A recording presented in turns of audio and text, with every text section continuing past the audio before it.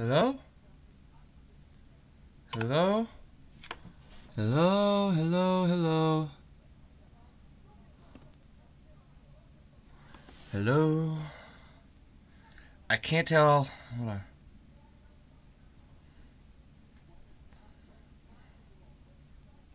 Oh, I didn't even notice anybody was there. Oh, I hear somebody. I hear somebody. I'm gonna invite you to speak because this works better as a two-person. This is a two-person job.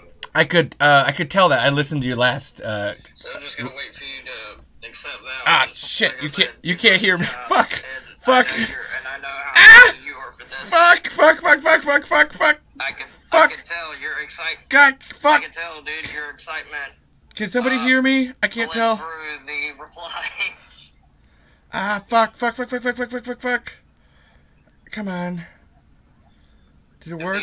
Hello? Invite this speech. Hello? Hello? I'll do a good job at like just doing it all by myself.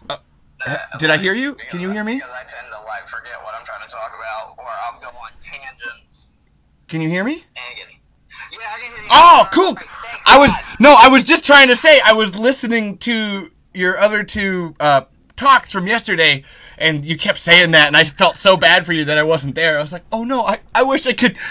Edwin actually, Edwin was doing a. I will say this. I knew about, like I said in the other space, I knew about Tremors. I knew that there were multiple movies. I just never seen them.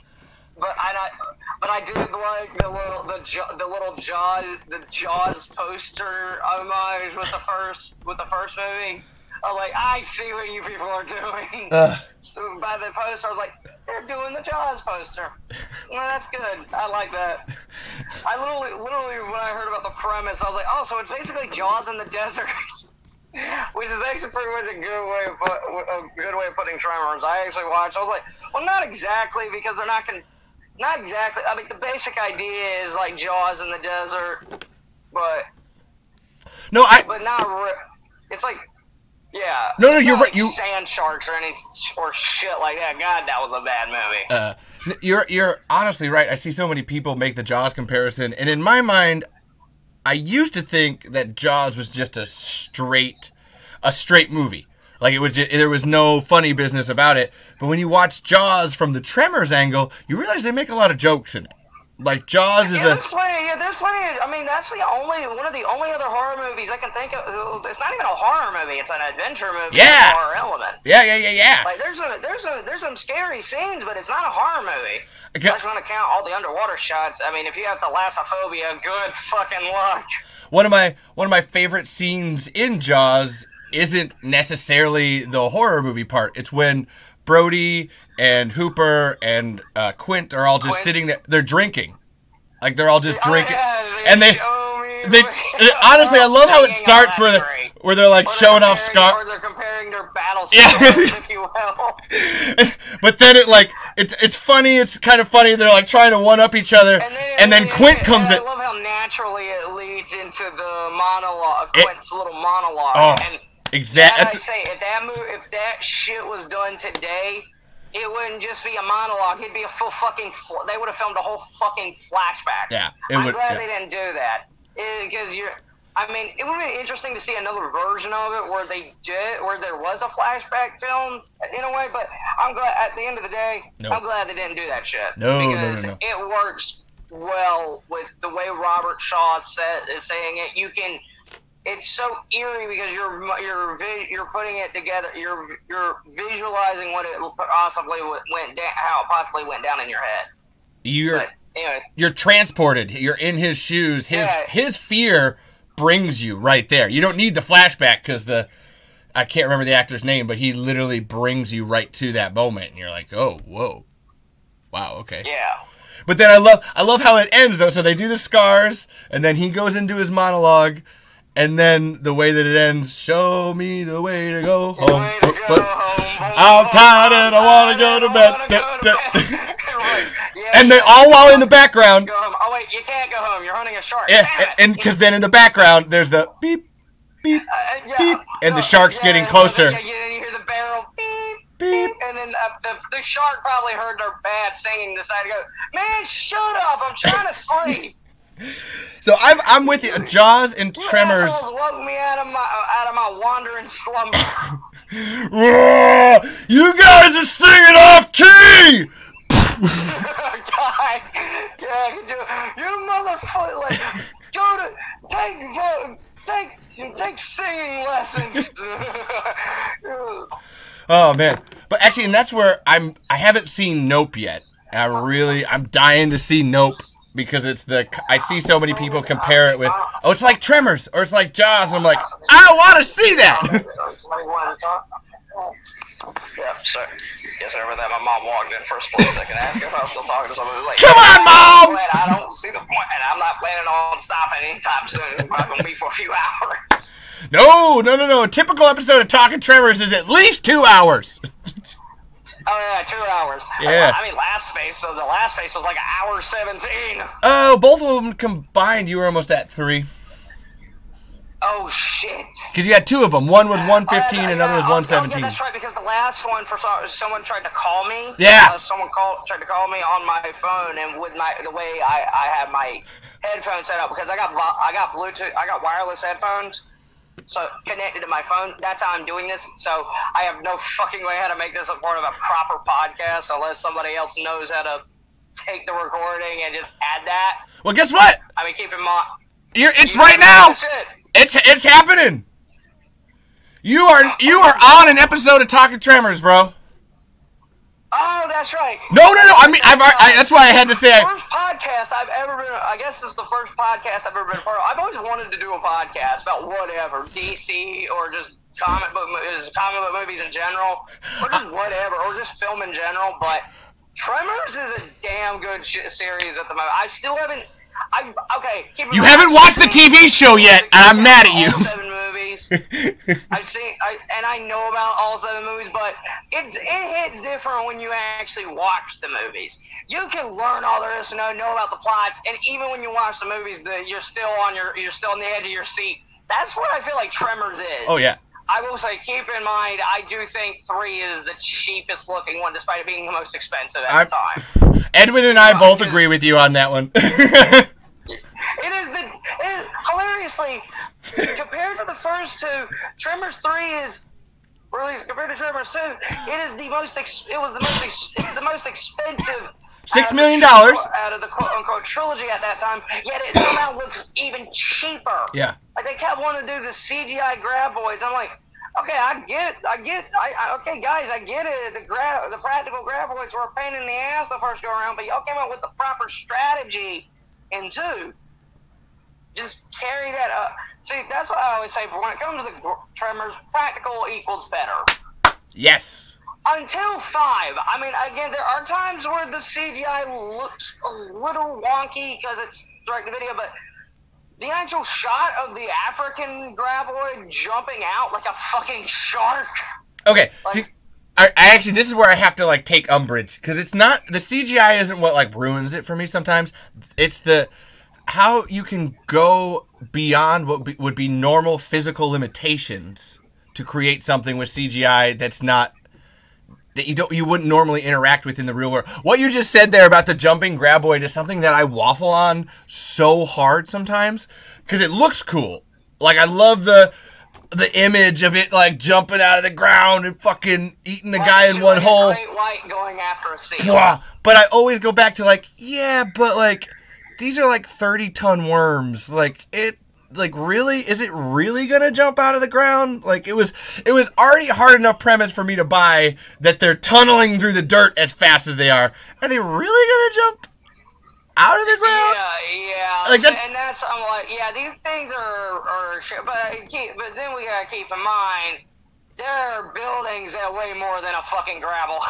So, okay, and this is when I actually talked, I was just saying, too, about the car, because Edwin was trying to, like, we gotta take out the car sequence, and it's like, they don't actually take down the buildings, they just move them, and they're moving a spot at a time.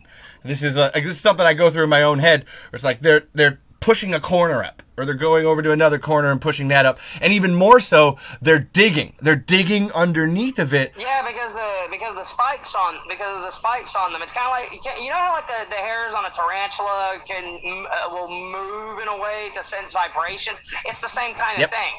Yep. Wait a minute, are you fucking kidding me? Did they just also just take why tarantulas can like this? See, okay, tarantula. Okay, keep in mind, I'm extremely arachnophobic, so me talking about these, I might end up getting like I might get that cold shiver crawling up my spine in a moment.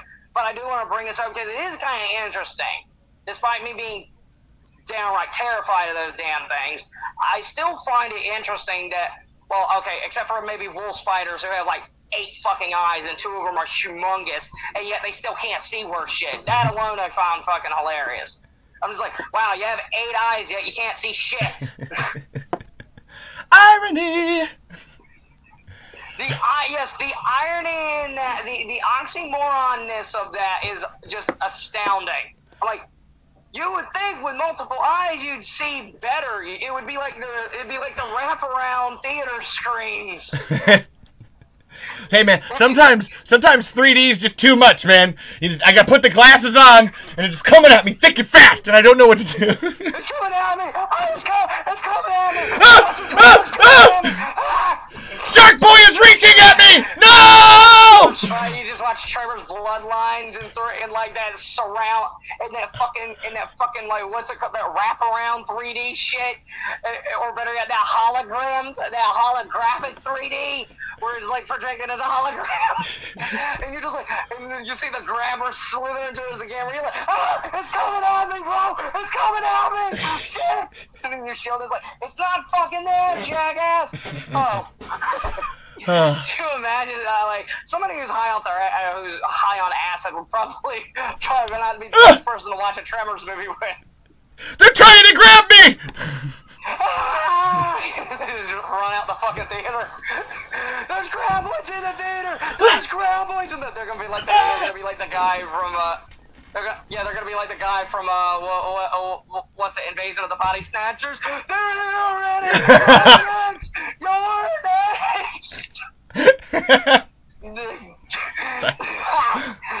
Oh man, that'd be holy shit.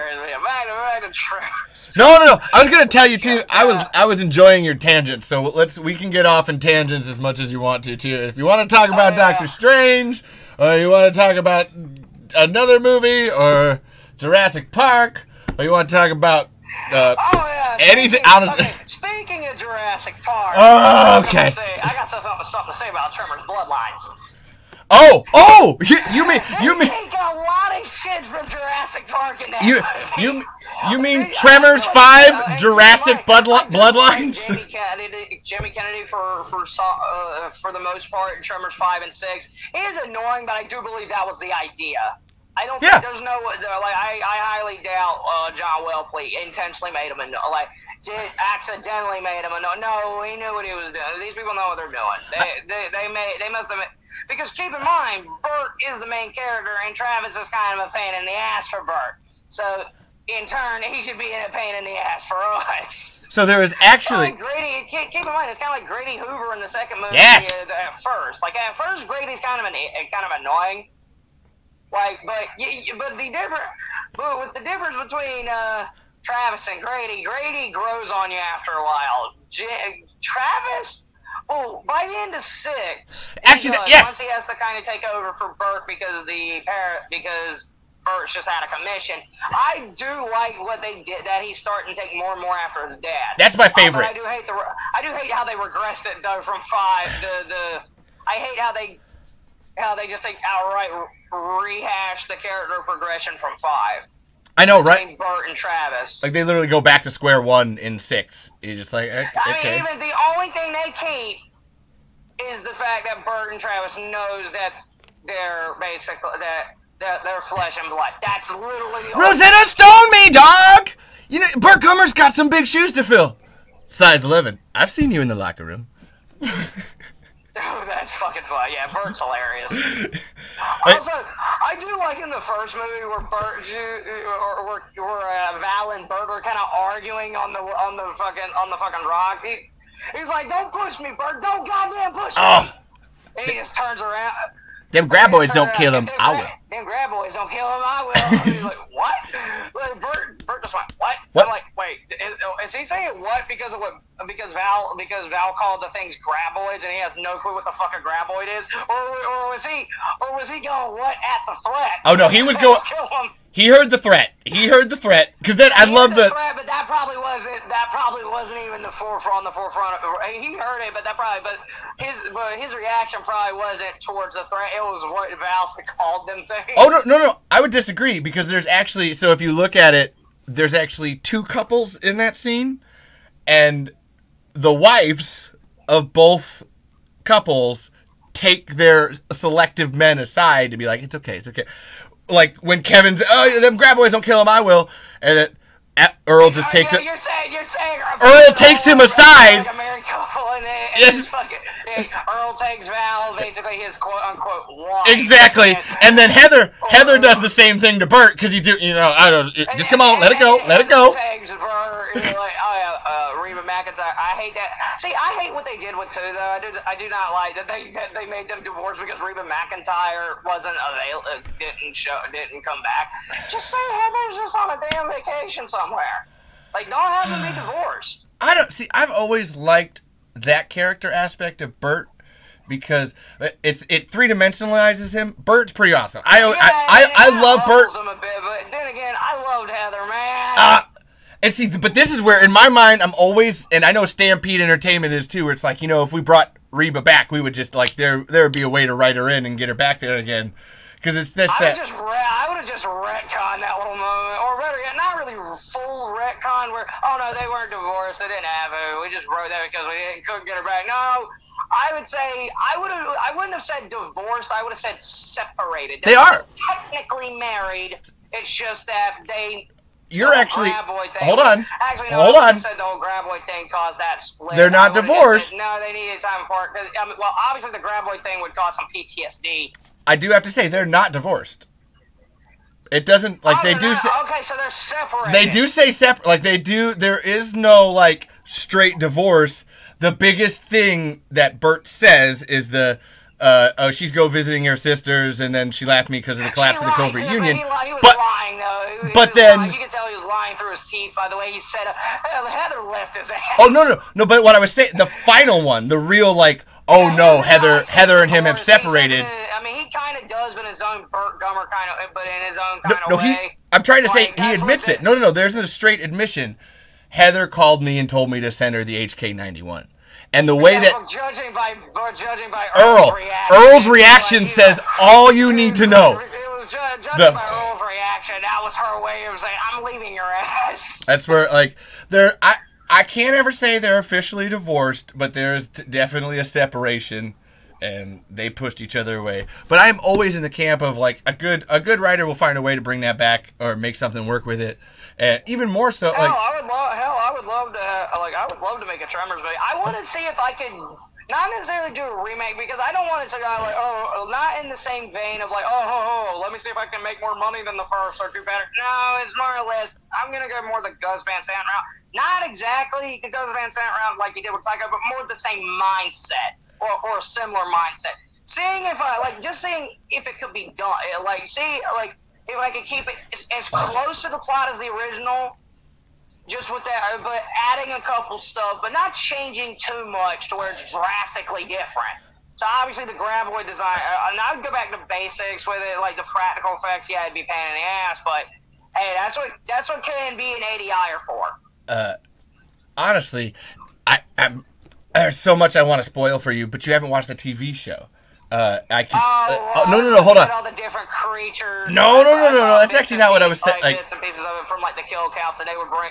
For example, when they brought up Bixby, like a couple times in the first Tremors kill count, Zoran brought up the whole Bixby thing when it appears there, and they fought a giant strip. I'm like, man, this does not feel like Tremors to me, man. Like all these different monsters that aren't Graboids. So I actually was.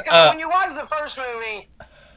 I was about to tweet you something that I deleted. You're thinking, okay, this series is just about Graboids.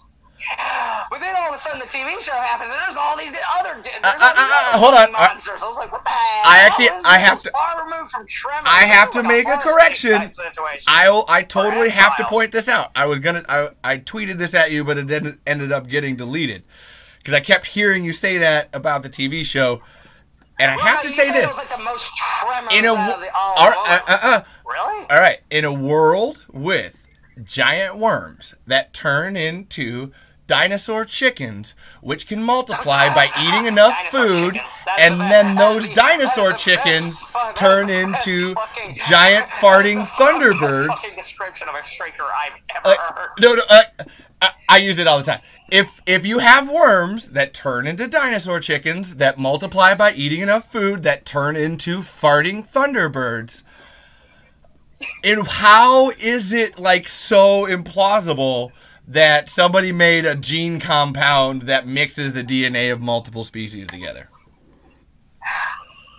I think just the concept alone is just so out there, and it feels this is where you're so it feels more far removed from no. TV show, they make it make way more sense. No. Like, this is where you got, like, when you watch it inside of what they're doing, it makes perfect sense. I was trying to say, like, it makes sense. It makes sense when you watch the show, but when you're actually hearing it explained, it's like, wow, this does not sound like fucking Tremors. To that point, Shriekers weren't in original Tremors. Ass Blasters weren't in Tremors 2 or Tremors 1. Ass Blaster is a fun, like, now you can just tell they were running out of ideas. Hold on. They're probably running out of ideas when they came up with No. Ass Blaster is purposeful.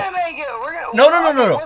I gotta stop you, Keegan. Graboid evolution. Keegan, I gotta stop you. Flaming farting firebirds, and we're gonna call them Ass Blasters. It actually has a completely legitimately logical reason for why it's called that. No, yeah, it's the Bombardier Beetle. Nope. I wasn't talking about its actual, like, physical properties. Do you know why it's called an Ass Blaster? Like, actually, do you know the reason that they went out of their way to do that? No, it's a legitimate one. So, you were complaining about how in the first movie there's that mother humpers. They're using the mother humpers, and it's because the movie was PG and they had to dub it. No, it's because of the PG-13 R switch right there. All right. No. Why didn't they why didn't Stampede Entertainment just go for a fucking R? Because they actually do a lot of family-friendly movies. If you look, Batteries Not Included, Short Circuit, Hearts and Souls. Okay, I see what they were doing. They were trying to make Jaws. They were trying to do something similar to Jaws, where there's not a whole lot of swearing. No, yeah, where it should, and that's where, like, you actually had it right, where you don't think of Tremors as gore, you think of Tremors as fun. Tremors is about. Yeah, I mean, you don't necessarily. And hell, even with a rated R movie, you don't necessarily need gore. You just need something you just need that one extra F-bomb. Oomph. Kevin Bacon has the best F-bomb in all of movie history. But here's the legitimate Stampede. Scared out of him by Rhonda. Yeah, I love that. This is like, oh my ass. He's dead. Here's the legitimate reason that they're called Ass Blasters. That is the best F-bomb in a movie I've ever seen.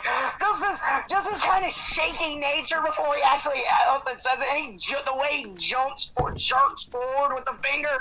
Fuck you! And he just laughs like a maniac. All right, so. Also, how'd you feel about the? No, I gotta finish this because I didn't finish my thought. We'll go ADHD. No. The reason that they're called Ass Blasters is because they made them take out all their swear words. So they turned around and they literally made a name that could bypass the censors and still be a swear word. So all of the kids who loved Tremors had a free reign to say Ass Blaster. That's fucking clever. That's where it's like. Yeah, but here's the thing, though. I can't hate the name. Movies doesn't have a shit ton of swearing because there's like, there's an even funnier tidbit. Did you? This is even grade school level. This is an even funnier tidbit about the name Ass Blaster. All of the Tremors movies and the TV show, all of it is rated PG-13, except for one movie, Tremors 3, where they literally coined the name Ass Blaster, and they say it. Yeah, that is legit. No, that's what I'm saying. Most of the Tremors movies, pretty much all the Tremors movies, with the exception of one, are PG-13. And in the one that's PG, That's PG. they say Ass Blaster nonstop. They literally coined the name Ass Blaster. That's the joke! That's the joke! That's like, you know what? No, that's like when they made Dracula. You know, like the fucking when the MPAA came into effect, and you know when Dracula is risen from the grave came out, and or better, yeah, when Dracula, the Taste of Blood of Dracula came out. I have no idea what you're talking about, so hit me. When the MPAA came into, when the rating system came into effect. Oh, yeah. Like, guess what? Taste of Blood of Dracula is rated R. But guess what the previous movie was, which was Dracula's Risen from the Grave? PG? Rated G. Yeah. I repeat, rated G. That's a fucking preschooler's movie. That is the rating for a free. You think Tremors got the weakest one? Think there's multiple impalings in Dracula's Risen from the Grave, and the last impaling when Dracula falls on the cross, there's blood coming out of his eyes, for fuck's sake. Like, they rated that G, like, what, did the MPAA, does that mean, like, Dracula's Risen from the Grave? That's kind of like Care Bears, right? Yeah, give it a G. What the fuck are they thinking? I don't think there's any Dracula movie that should ever be rated G. Now that I say that. Well, I mean, except maybe, like, fucking, I don't know, Hotel Transylvania. That's about it. Wait, what about the Halloween that almost wasn't when Judd Hirsch is Dracula? But on some days I wish I was. It's one of those days where I wish I was dead and stayed dead. Oh my god damn it! I do like how they made the witch in that Halloween special from the '70s just a bitch, just bitchy. Like, out of my way, out of my way, shorty. Bitch witch. Something like that. They made it like a grumpy bitch. They didn't give. It was just she's just speaking in her the actor was just speaking in a regular voice. She wasn't trying to sound more witch-like. Nah, she was just like, she probably pissed off that day and just decided, I'm going to put it in my acting. Fuck it. It's a kid's show. No one's going to watch it. Screw you guys. I'm going to do this however I want to. Oh, God. You know what's that? This is Big Head. No. It's Dr. Girlfriend. Aw, come on, Bono. Hey, boys, listen. We're going to have a little Dracula movie, and I'm going to speak to you like this. It's going to be real hot and sexy. It wasn't even it's not even a Dracula movie. You ever seen the Tremors films? It wasn't a Dracula movie. What it was like an old 70s Halloween special that pretty much almost nobody saw. I have no idea what you're talking about, so even I haven't seen it. It was all these different monsters. I have no idea what you're talking about at all. You're gonna have to look up the top 11 nostalgia. I'll send you the video. I was gonna say, what was the name of it? What was the name of it again? No, you'll see what I'm talking about. What I was talking about. Okay. But yeah, back to Tremors. Like, yeah. So, and on that Ass Blaster point, I always like to point out when it comes to the Stampede stuff, there's a reason. There's always a reason for something, even if you might not like it. You gotta try to find the original reason. And if you don't like the original reason, then you can, like, be pissed at it. But there's always... Because it's what I was saying about Jaws, where Steven Spielberg was doing a send-up of those movies that he liked when he was younger. That's the same thing that Steve Wilson and Brent Maddock and Ron Underwood were doing with Tremors. Especially Steve, because he loved those 1950s, 1940s monster movies. Yeah, Tremors was supposed to be, it was kind of an homage to all those 50s B movies and all that. And that's where, like, the whole, like, people will talk about, like, oh, we got to reboot Tremors, and it's got to be more serious and gore and hardcore. It's like, were we missing? No, not you. You weren't. Tremors was never supposed to be like that. It was meant to be fun. It's fun. It's a good time. You gotta, like, and it's not about just making jokes all the time. Like I said in the previous space, you can literally rewatch the first Tremors movie. You can watch the first two Tremors movies like back to back, which is how I watched Tremors and Tremors 2. Personally, I often. I mean, I run a Tremors podcast, so obviously I do. But I will rewatch 1, 2, 4, and the TV show, like, no problem. 3 is my, like, I get iffy on. But 1, 2, 4, and the TV show, man, I will put those things on and just, like, we're going to watch them over and over and over again. I do like the very simplistic. It's like I feel I've been denied critical need to know information in the 4th movie, where he's like, I feel I have not been privy to critical most needful information. I'm like, yeah, that does not feel right. But that's the point. That was the idea that they butchered Bert saying by making it much more proper. Is it no? Is it Butch? See, this is where I actually love 4 because it does a lot of the lines that we know, but they flip them enough. Yeah, but it makes it even funnier when you realize all the shit Bert has been saying. Like we do the best with what we have, or they're family sayings.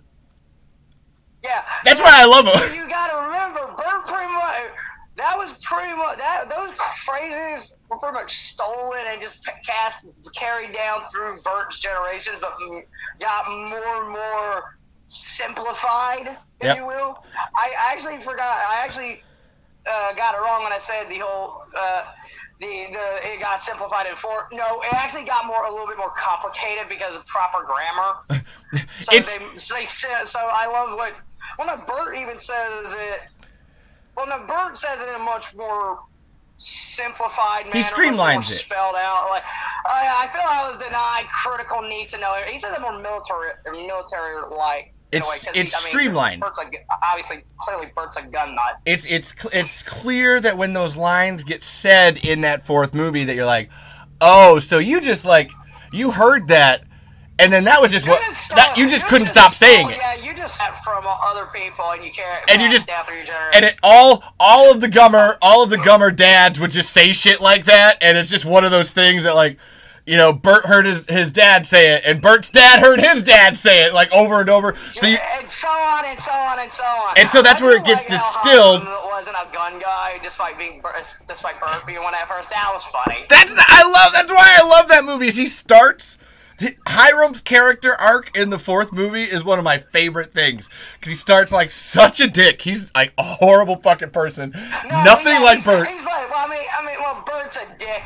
He's a likable dick. He's not. Well, keep in mind, Bert's not purposely mean. Hiram is a completely different level of dick than Bert.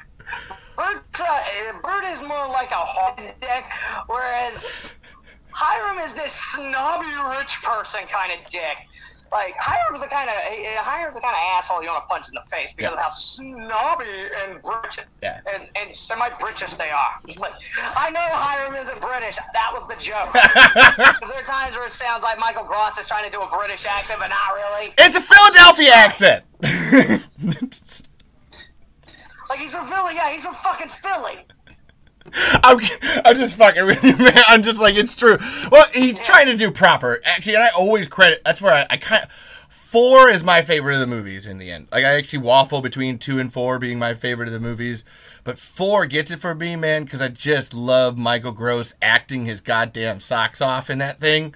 Because you could tell he's like, I've had to play this Burt Gummer character for the last 15 years. I'd like to play somebody fucking different. Well, no, he's not playing somebody different. That's the thing.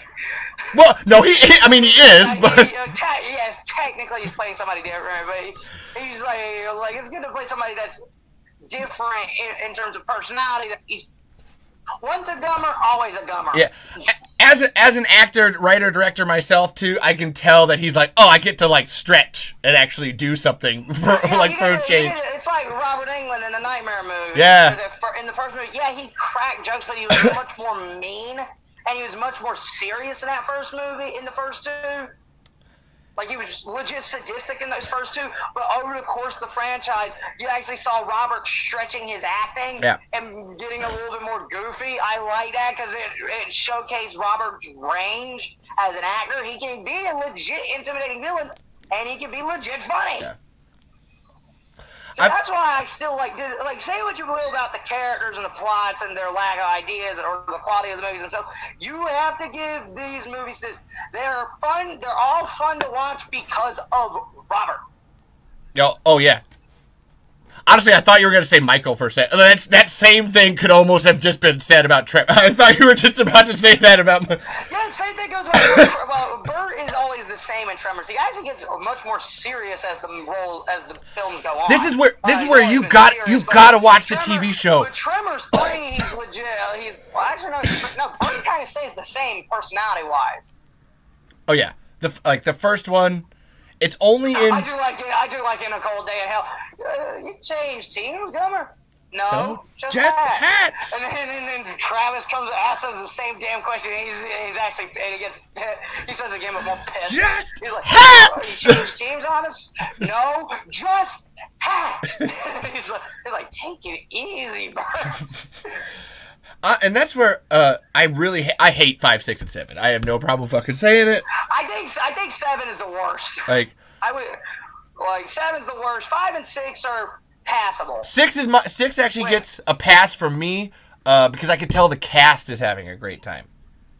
Well, I mean, hell, you can tell the cast in the 5th one's having a great ass time. Well, that's true too.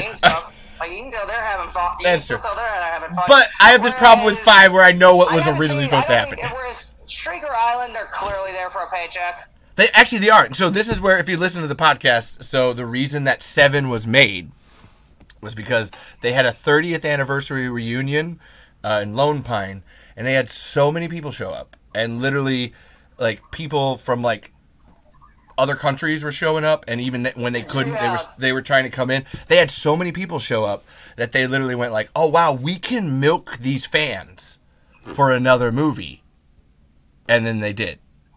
Even more so, they actually stole the title Shrieker Island from a fan.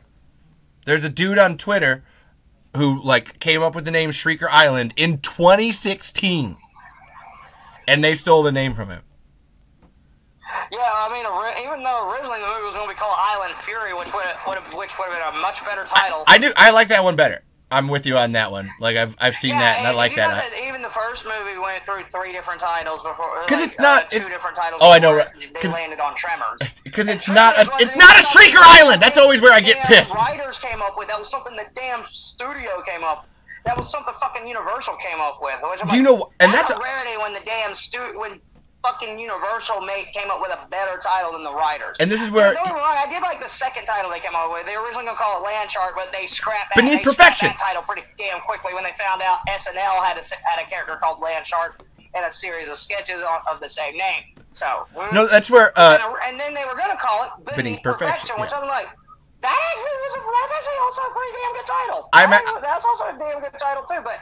I mean, at the end of the day, like I said in the previous page, I am glad they didn't go with Beneath Perfection and happy that they went with Tremors. Yes. Because could you imagine living in a day and age where we call the Tremors Saga, the Tremors franchise, the fucking Beneath Perfection franchise? Beneath Perfection! It doesn't have the same kind of ring. Beneath Perfection 3, Back to Perfection. Beneath Perfection 4, The Legend Begins. Beneath Perfection, Bloodlines. Yeah.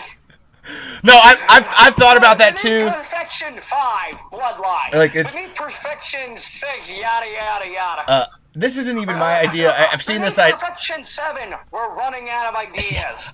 I've seen this idea on Twitter a couple times, but they need to do a Tremors, and honestly, TV show. Do an episode of the TV show. You title it Beneath Perfection, or if you do another movie, it's Tremors Beneath Perfection. Pick up the Kevin Bacon show. Greenlight the Kevin Bacon show again. Keep the pilot the same, and bring that back. Did you know that's just letting it die? That set is still down there in Albuquerque, New Mexico. They haven't torn that set down. You can go and still visit the set of Kevin Bacon's Tremors pilot. They have not torn it down in the last 4 years. Yeah, it's perfection. It's essentially so they kept the perfection set. No, I mean that's an entirely different set. They did take that one down. That one's in Darwin, California. That's a whole different one. No. The set, Tremors. Tremors, the show that Kevin Bacon show. Hey, Bud. That was actually set in Perfection, Nevada. Bud, you do realize who you're talking to, right? Oh yeah, I forget it. Yeah, you're a huge Tremors nut. Look, have you listened to my episode where I have the script of the Tremors pilot? The Tremors, Talking Tremors podcast. I'll definitely check that out. No. I definitely will check that out. No, I didn't mean like that. I was like, oh no, I'm fully aware. I've literally done a script reading of the original Tremors pilot and did an episode about the entire behind the scenes of it too. That's where I was like, no, that's where I'm kind of like, oh man, dude, you gotta watch the TV show. There's so much you're missing. Because it goes into that too. I mean, the Kevin Bacon show, I mean, from what I hear, like, they only did the pilot and it never got aired because I guess Sci-Fi didn't pick it up. I know, it's out there. But the Michael Gross show did get picked up, but only for 13 episodes. But no, what I was saying was that they end up actually tying into each other. There's all of these different. No, this is where there's all of these different pieces, and I was like, it's really hard. Like you were talking about him, and it's like I wasn't able to respond back to you. I was looking at the Graboid in that trailer. I was like, oh my god, it looks like a grubworm. What did they do to my Graboid? That's actually on purpose.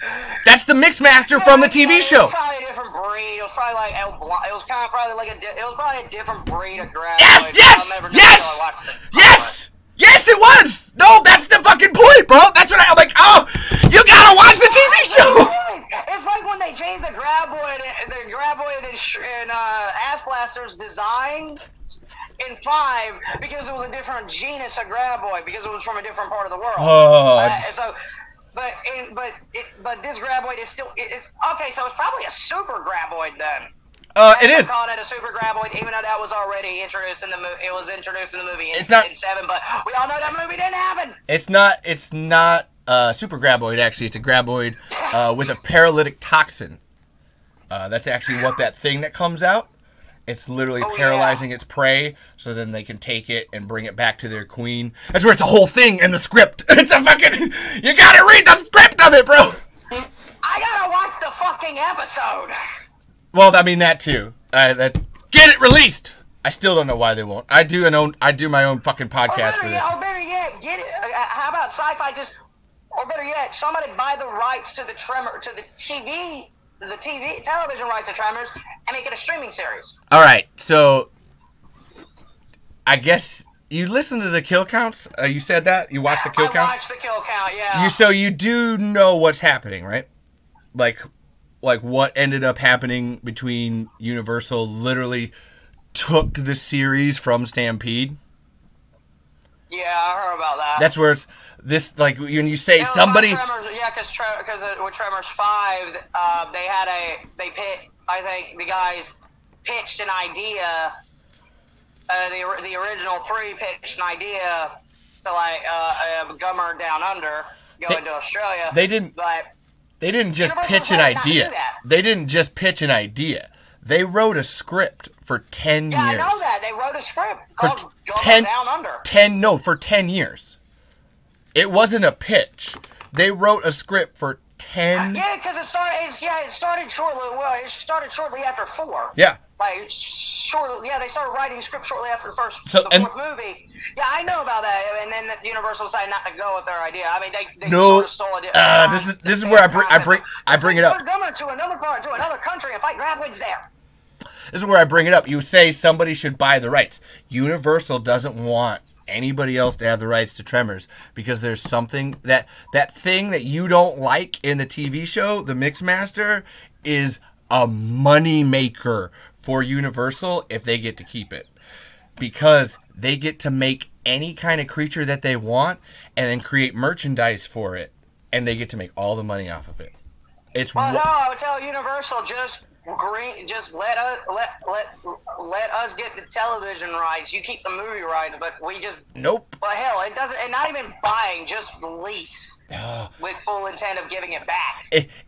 Like if Kevin Bacon himself can't get that released, trust me, it's not happening. Like that's where son of a bitch. That's what I mean. See, no, they're playing. Someone needs to buy out. Somebody. Yes. We need somebody like David Zaslav. There we go. Universal. Obviously, Zaslav won't do it because monopoly. There we go. But that's what I mean. Like Universal has the rights to Tremors, and they know how much of a moneymaker it is. This is a legitimate quote from Universal executives, and this is repeated all across the board for the last 30 years. We could sell an empty box named Tremors. Yeah, somebody needs to buy out literally buy out Universal, and then go, okay, we're bringing the Kevin Bacon show back, and we're getting the original people who are involved in Tremors to spearhead that show. We're gonna merge with Stampede Entertainment, and I'm gonna give away the Tremors rights back to Stampede, like all the rights, movie rights, and television rights, and merchandising rights. You can't see it, but I got my hands in the air. Stampede. That's exactly right. That's exactly. Yes. You guys can do whatever you want with this. Yes. We'll give you bigger budget, and you don't have to use our shitty CGI Graboids again. You can kind of go back. We'll give you enough money to research how to make full-size Graboids that are also animatronic. We're going back to 1990 with this fucker. Yeah. Because we all have this problem with 3. It's that CGI thing. The only reason they did use animatronics, but there was that was again. It's mostly CGI. 2 didn't stretch out the CGI. They didn't stretch out the budget a bit. They were forced. The budget that they had, they for some reason. You didn't use most of that, but they used most of that budget on the set. They literally ran out of time. They used most of that budget on the CGI when they probably should have. No. They literally ran out of time. Like on set, they had 2 weeks to film Tremors 3. Oh yeah, they gave them a very short. I think it's very short shooting time. 22 days. 22 days to shoot Tremors 3. Which, think about that. That is so okay. Think about that. Filmmaking, Universal or Stampede or whoever did this. Filmmaking 101. You do not shoot for 22 days. You have to shoot for over the course of. You have to shoot at maximum 6 months. The first Tremors was 3 months of filming in Lone Pine. Yeah. The second. But when it comes to a movie, you shoot for 3 months minimum. Yep. 6 months maximum. Yep. Depending on how long you want your movie to be. 22 days to shoot Tremors 3. I always go back to that when I critique it. That was literally just a month. That's not even a month. That's not even a month. That's not even a month. Not even. That's where I is out of the question. And I'm like, no, we're not shooting for just a month. We're going to shoot a maximum. If you want us to shoot for a shorter time, give us 2 months. Yeah. 2 months. That's more. That's a damn good amount of time to shoot a film. So that's where it's a little shorter than typically, but actually 2 months minimum, 6 months max. 6 months maximum when it comes to shooting a movie. So the reason there's so much CGI is they ran out of time for 2 months, but it's still doable. And the CGI. Now it would look more on par with maybe 2, which if you look at Tremors 2, it's still, and keep in mind, it's still good, but it ages poorly but not nearly as poorly as 3. When El Blanco comes out of the ground, he looks like a giant penis. He looks like a giant white penis. Yeah, it looks like a giant. It looks like a giant willy flopping in the air. Which is what they were trying to avoid with the first movie. I know, right? Because remember the original design? They literally took out the foreskin in the first design. Exoskeleton to reveal that would slide back to reveal a soft interior, and they basically changed that design. They changed that design because they didn't want, because they're like, look, Joe, this movie is not about giant dicks chasing people. Change the design. Gail Ann Hurd, I always have to credit her with that. She's a producer for James Cameron. She's actually on The Walking Dead right now. But that's her veto that I always remember so much, where she's just like, these look like dicks. Change it. Please, for the love of God, change this. 2 movies later. Ass blasters. And not just ass blast. Well, not really the ass blaster. El Blanco comes up, looks like a giant pale white dick flopping in the air. You can't see it. I'm doing a dick motion with my arm. You're fired. No, it's bad. Fire us. We're as big as Disney. No, you're not. That's where I have to say. Pack your bags. We're going to another. We're going to another goddamn studio. This is where I have to say the TV show still ends up doing CGI better than Tremors 3 does. It does do CGI. It's still noticeable because it's TV CGI. I know, but I was trying to say they do it. It's not going to be as good in the movies. It's They going to be a little off. They do it better than 3. Because it's a show. But they actually thought to make El Blanco practical. Yep.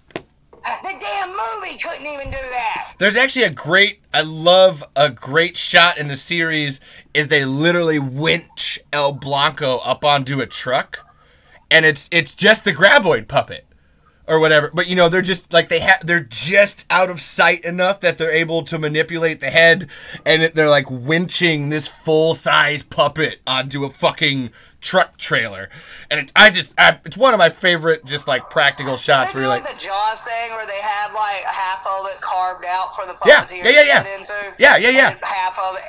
Okay, so they definitely did the Jaws things where it would either be where it would face a certain camera angle. So you'll only see one side, and the other side's just hollow. It's for like the mechanisms and all that. Have you ever watched the Lost Tapes? The Tremors, the Lost Tapes?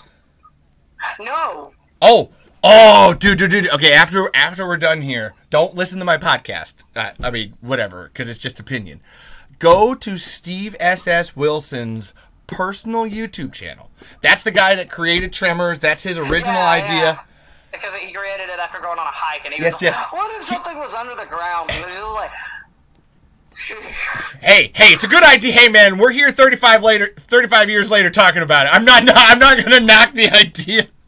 But I'm not gonna knock the origin of said idea, but it is pretty funny looking back and on what gave him that idea. I like the idea that he was hiking, but all of a sudden, just a thought pops up and says, "Hey, what if there were giant underground worms that could eat people under me?" He's a pretty big stoner. Like, we got a franchise. You never been out hiking and smoking a bowl and just been like, man, like. What if there was something under these fucking trees, dude? No, but I was trying to say... what if there was something under the trees, man? The Lost Tapes. Like, if you go check it out. Tremors, The Lost Tapes. It's so far... I'll definitely check it out. A 22-part series. And it's... His dad had a home video camera literally on the set of Tremors, filming the whole time. Oh yeah, I love it when productions do this. No, this wasn't. This was this guy's dad. Production. No. This is stages of production where they actually film the production. All of it. Have a movie about the making of the movie. And so Steve is actually. I love seeing everything come together without necessarily having to be there. No, dude, you'll love it. And Steve has all of these home video tapes from his dad of filming because his dad was so proud of him because it was his first movie. Like that they were control. They'd done lots of movies before, but it was the first movie that they had complete control over. So it was his first big, but it was his first major movie. Actually, that would be Short Circuit. Yeah. No, I always have to say that. Movie. The reason that they got Tremors is because they made Short Circuit. But Tremors ended up becoming his first mainstream movie. It's the one we think of. But the point that I was trying to say... Because nobody talks about fucking Short Circuit anymore. I do, dude. Okay, I only just saw that movie for the first time last month. You did, dude. I meant people in general. No. I was saying, I saw that movie for the first time last month. All right, I've been doing all this stuff like with Stampede. They got a British man playing an Indian with a very bad accent. Okay, that's actually not part of their script. They got a British man playing an Indian who actually pulled off who actually made me believe he was fucking Indian. How did you do that? The point being, and Kingsley playing Gandhi, like he goes from speaking in a semi-British accent, but with a little bit of the Indian dialect, but then all of a sudden, at some point in the movie, he starts speaking with the Indian accent, like very fluently and flawlessly. To the point I was like, that's fucking Gandhi. Yeah. But the point I was trying to say was that the point you were trying to say, because we were talking about the Graboid half. There's a bunch of really great footage of when the Graboid first comes out of the ground outside of Chang's, when it's the Melvin's on the pole and Melvin, get your butt, and it fucking pops out, was one of the hardest things to film, and it's a Graboid half and they almost killed Tom Woodruff Jr. of Studio ADI. Oh shit! Like no, just because he was he was trapped. Who worked with ADI. He was trapped in this thing for just not trapped. Like it was more like he'd go down into a hole with this Graboid half over top of him and a respirator and a mask and a CB so he could talk to people. And then they would, is what we were talking about with the camera angles, and then they launched it up out of the ground. But I always like, they almost killed fucking Tom Woodruff Jr. on Tremors. Yeah, which is right. They learned from the first movie's mistake when it came to the Graboids launching out of the ground, where they actually perfected, they actually perfected their. So they took it back. They went back to the drawing board and actually decided, no, here's how we're going to launch the Graboids out. We're just going to use pure manpower and counterweight. Yeah, there we go. Put the Graboid top on like a lever and essentially seesaw the thing upward. Yeah. Have you ever seen a raised platform? Oh man. So they learned from their past mistakes. That's how Tremors is, bro. You may make mistakes, but you better fucking learn from them. It's like, and I'm surprised they didn't think to do that the first time. There's a couple of things like, wow, like that would still be the first thing on my mind. I was like, okay, we need to make a raised platform, because if I would do a Tremors, I do the same exact thing as they did in 2. They were thinking of hydraulics. I always have to go back to to a that. movie with just where I'm just surrounded by shriekers. They don't just attack; they're just there, staring at me, just like just imagine just seeing those things just kind of wandering around, minding their business. It's just kind of funny to look at. Also, I do like in 2 where when Grady gets up and they start shrieking out, he shrieks back. One of them stops shrieking and looks down. It's like, man, it's like, yeah, like in the kill count of that resort, it was like Grady wins at the expense of the shrieker's self-esteem. With the graphics, it's funny because when he says that, the shrieker starts looking down right around these times to say self-esteem, like he's contemplating. I'm like, these guys are blind and deaf, right? How the hell did that shrieker hear Grant? I guess they just ignored that for the sake of that joke. Because it'd be funny if he just screamed back at them and one of them just stops and looks down like, damn it. It's not actually, the way that it works is the shrieker screams at him, and so he screams back. I don't think the shrieker notices him. I think it's more just like the shrieker is screaming and Grady's screaming, and then they both stop screaming. I don't think the shrieker actually notices. He stopped shortly after. Yeah. The shrieker's already stopped, because here's my headcanon. The shrieker, they were having a scream off, and the shrieker won, and he just looked down, just left to wallow in his own self pity. That's my headcanon. You know, because it's fucking funny to think about. I'm making a joke, dude. No, I'm joking. I'm thinking about it myself, where it's like, I've been hibernating for the last 10,000 years, and I come out of this, and you just yell at me? Well, fuck you then, man. I'm gonna go eat some rice flour. Oh my god, just fucking imagine. Actually, what you bring up. I actually do like when Bert's in there and they're yelling at each other and the shrieker starts laughing. Shut up! That was funny.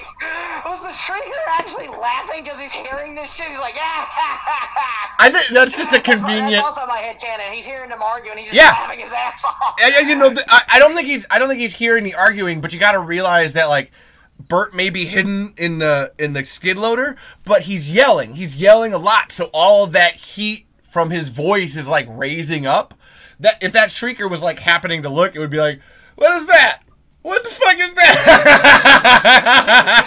That'd be hilarious if he looked in and just looked down, just shrieking, or better, everybody else started shrieking. All the other shriekers started going, and that one just goes, "Shut up!" Like, what the hell's going? What the hell's going on? He's just like, oh crap! Oh great, the shriekers are now talking. Okay. It's a whole new goddamn ball game. So you bring up something that I'm still waiting for. All right, this is something I have personally been waiting for ever since they said it in Tremors 5. What, graboids that detach from the grabbers, ass blasters that hunt at night? What's the next thing? Shriekers that talk? And I'm like, yes. Yes, it is. And then just have the characters just have a full-on conversation with No, the shriekers. so when I first watched the fifth... Just see them in like just like a fireplace lit cabin, just chilling, having a fucking chatting. When I first watched the fifth movie... Hey, we're hungry, assholes! It's like the goddamn mogwais and gremlins in the box. When I first watched the fifth movie, I fully expected... like Billy's eating and they're literally like jumping around, screaming like fucking crazy. I'm just imagining the Shriekers doing something similar to that. See, so like outside, just yelling like, "Hey, feed us!" Way more civilized. See, this is when I first watched the fifth movie and Jamie Kennedy's in that cave and he's got the flare or whatever and he's talking to himself. I fully expected come down for a Shrieker. I fully expected a Shrieker to come around the corner. Okay, even though you're doing Die Hard, I'm like, okay, that's legit funny because let's be real, you'd say the same damn thing if you were in Travis's shoes. I'm waiting for a Shrieker to confront Burt Gummer or a Gummer and be like, "Listen, we have watched you hunt our kind for centuries." I don't have him speak in that voice. I just have him speak like a surfer dude, like, "Broad, yo, dude, why are you killing us, man?" Look at how I'm speaking like a hippie, because could you imagine hearing that voice come out of them just because just something that's completely out of tune of what the Shriekers look like? It just so clearly doesn't match that it's fucking hilarious. Don't do that. Don't do that. Don't do that to me. Don't do that to me. Or better yet, we just get Zoran Gavoyage to voice something. It's just like that goot and just his like normal ass voice. Hi, everybody. I'm a Shrieker, and I'm here to teach you about Tremors. Sorry, that's a terrible Zoran impression. I love you, Zoran. I hope you're not listening to this. That would be hilarious. I'd be laughing my ass off. Oh, this isn't really Tremor related, but this is another thing that made me laugh my ass off when I saw it. I'll get you to watch it unless you've already seen it. Have you seen the SNL sketch called The Librarian? No. Oh, you need to watch it. It's one of the most bonkers sketches I've ever seen. You think it's just gonna be this normal thing, and then it goes from zero to it goes zero to what the fuck in literally in like the span of seconds. The Librarian. It's the funniest shit I've ever seen. Like, it is beyond by the time it's over, I'm just sitting there going, what the fuck? Guy turned himself into a librarian, Morty. It's the funniest shit I ever seen. No. It's about a hot librarian that is slowly revealed to be completely something else entirely. Okay, then. The way it's done, though, it's weird when I'm explaining. See, certain things just cannot be explained. They have to be witnessed. By the end, you'll just go, what the fuck did I just witness? And then just begin laughing your ass off about how fucking bonkers it got. Actually, let me do that. Let me sit there. Let me go look that up real quick. I can send it through, I'll DM it to you real quick, and then when we're done, you can go ahead and watch that. And please do. Back at me, let me know. That and the Dracula movie. I got it, yeah. I mean, like, those movies are hard to find. I know what the high seas are. Yar, matey. Gar. A fellow pirate, eh? No, I don't know what you... No, I bought these DVDs of Tremors completely. I don't have them downloaded anywhere. No, you know, I don't think anybody's gonna care. No. That's there's how a whole I got Tremors 1 and 2. There's a whole video segment to this. I have this recording. I only did it for myself, though. I ain't gonna do nothing stupid like, I'm gonna get these. I'm gonna download these and sell them to all my friends. No, that's called piracy, dude. I'm not doing that. Nope. I do it. It's education. I'm really poor, and I wouldn't fucking be able to learn anything if I wasn't able to download. Exactly. That is the only reason why I would go on like something like MyFlix or Dark Side Release Group, which sadly is no longer a thing. But that is the only reason I download these movies and burn them, because they'd be for myself, because I want to see these movies and I just can't afford them. Right, man. Right? Yeah, that's the only reason. I think most movie studios, like production companies like Universal, Warner Brothers, I think they know this shit, and they're like, all right. And plus, it's giving their films more exposure, so more just means more, like, it's getting seen. I realize that all the time because all they care about. Because I have to tell people this all the time, where it's like, you can't watch Tremors the series unless you buy the fucking DVD, and then the DVD is region locked, so you have to be in the United States or buy a region 1 DVD player to buy it. Only region 1 region coding. That's a stupid fucking. And I'm really glad that the Tremors Saga has been putting the episodes up on Vimeo, because you literally cannot watch it anywhere. You cannot watch Tremors the series. I do have them on MyFlixer, and I've been able to watch. Oh yeah. Like I try. But you have to have an ad block. You have to use an ad blocker because you get a shit ton of pop-ups of those type of sites, and you have to I was using that site, but I had to constantly jump out of the I literally had to exit out of the pop-ups just to download it, just to get to the movie. It's such a pain in the ass. Yeah. That's where I finally found out. But then I finally looked. I was like, oh shit, I can use an ad blocker now. Yeah. That's where I download things. I have to. For Samsung Internet, for the Samsung Internet browser, and I'm good now. Yeah, that's where I have to download things, and I recommend it to people all the time. If they're putting a block up and they're not letting you watch it, or you got to watch it with more ads, fuck you. I'm gonna download it. Go eat a dick. Like that's. No, fuck you. I'm using an ad blocker. Or that, yeah, whichever. Like fuck you. You don't deserve the money if you're gonna be an asshole. That's where I actually say I always try to say support your artist. Malicious. They're like they'll give you viruses if you do anything with them. That's what those pop-ups do. They'll give you a virus if you do with them, and I hate that shit.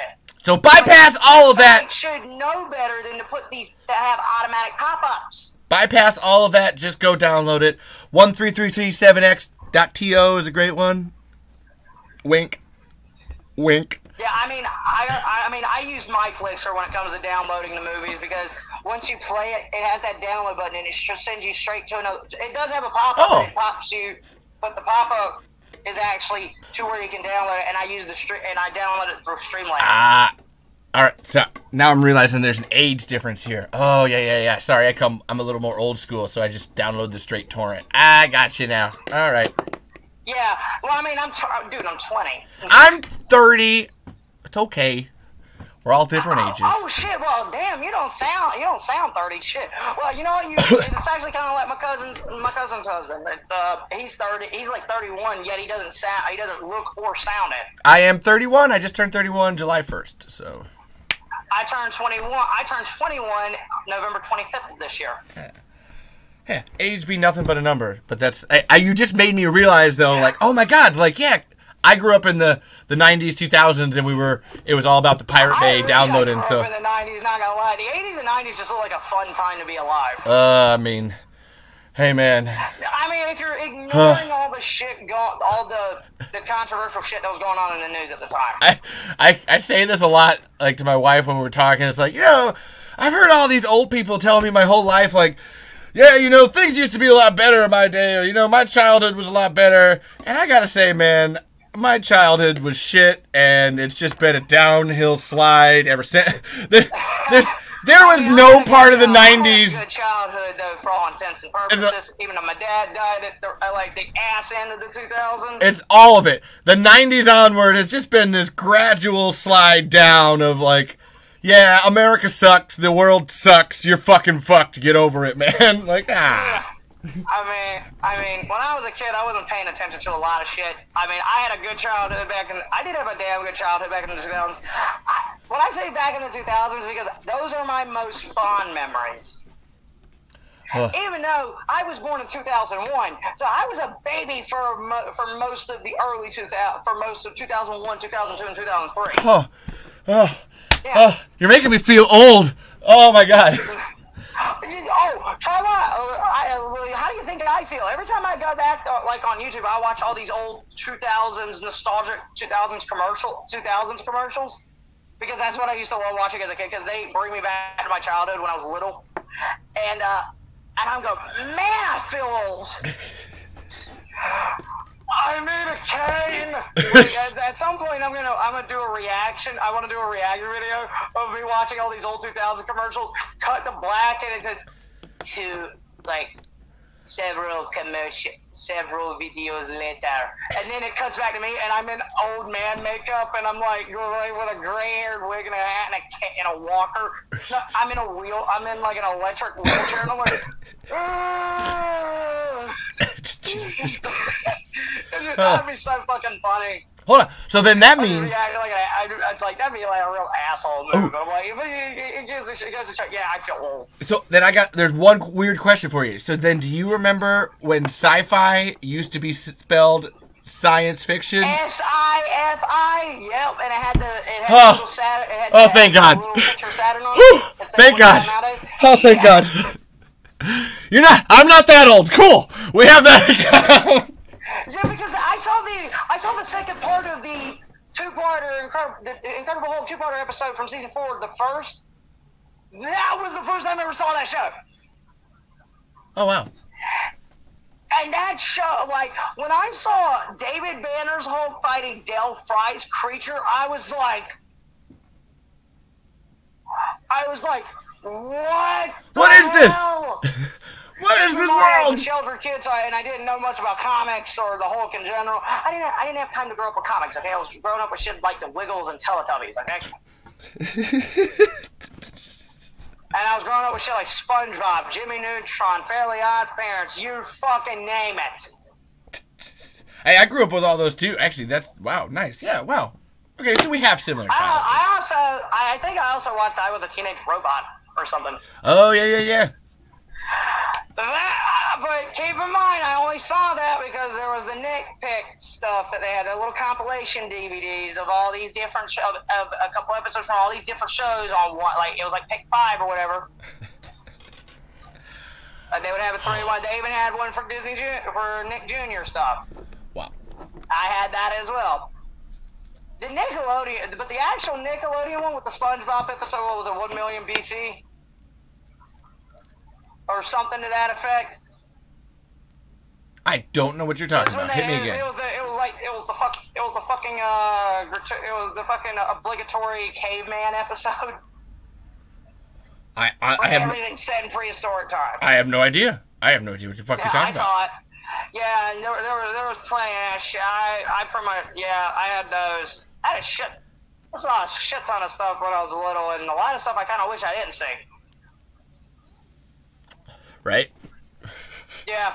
I mean, when I was a kid, I kind of wish I didn't watch the Benchwarmers at a young age. That opening scene severely fucked me up for life.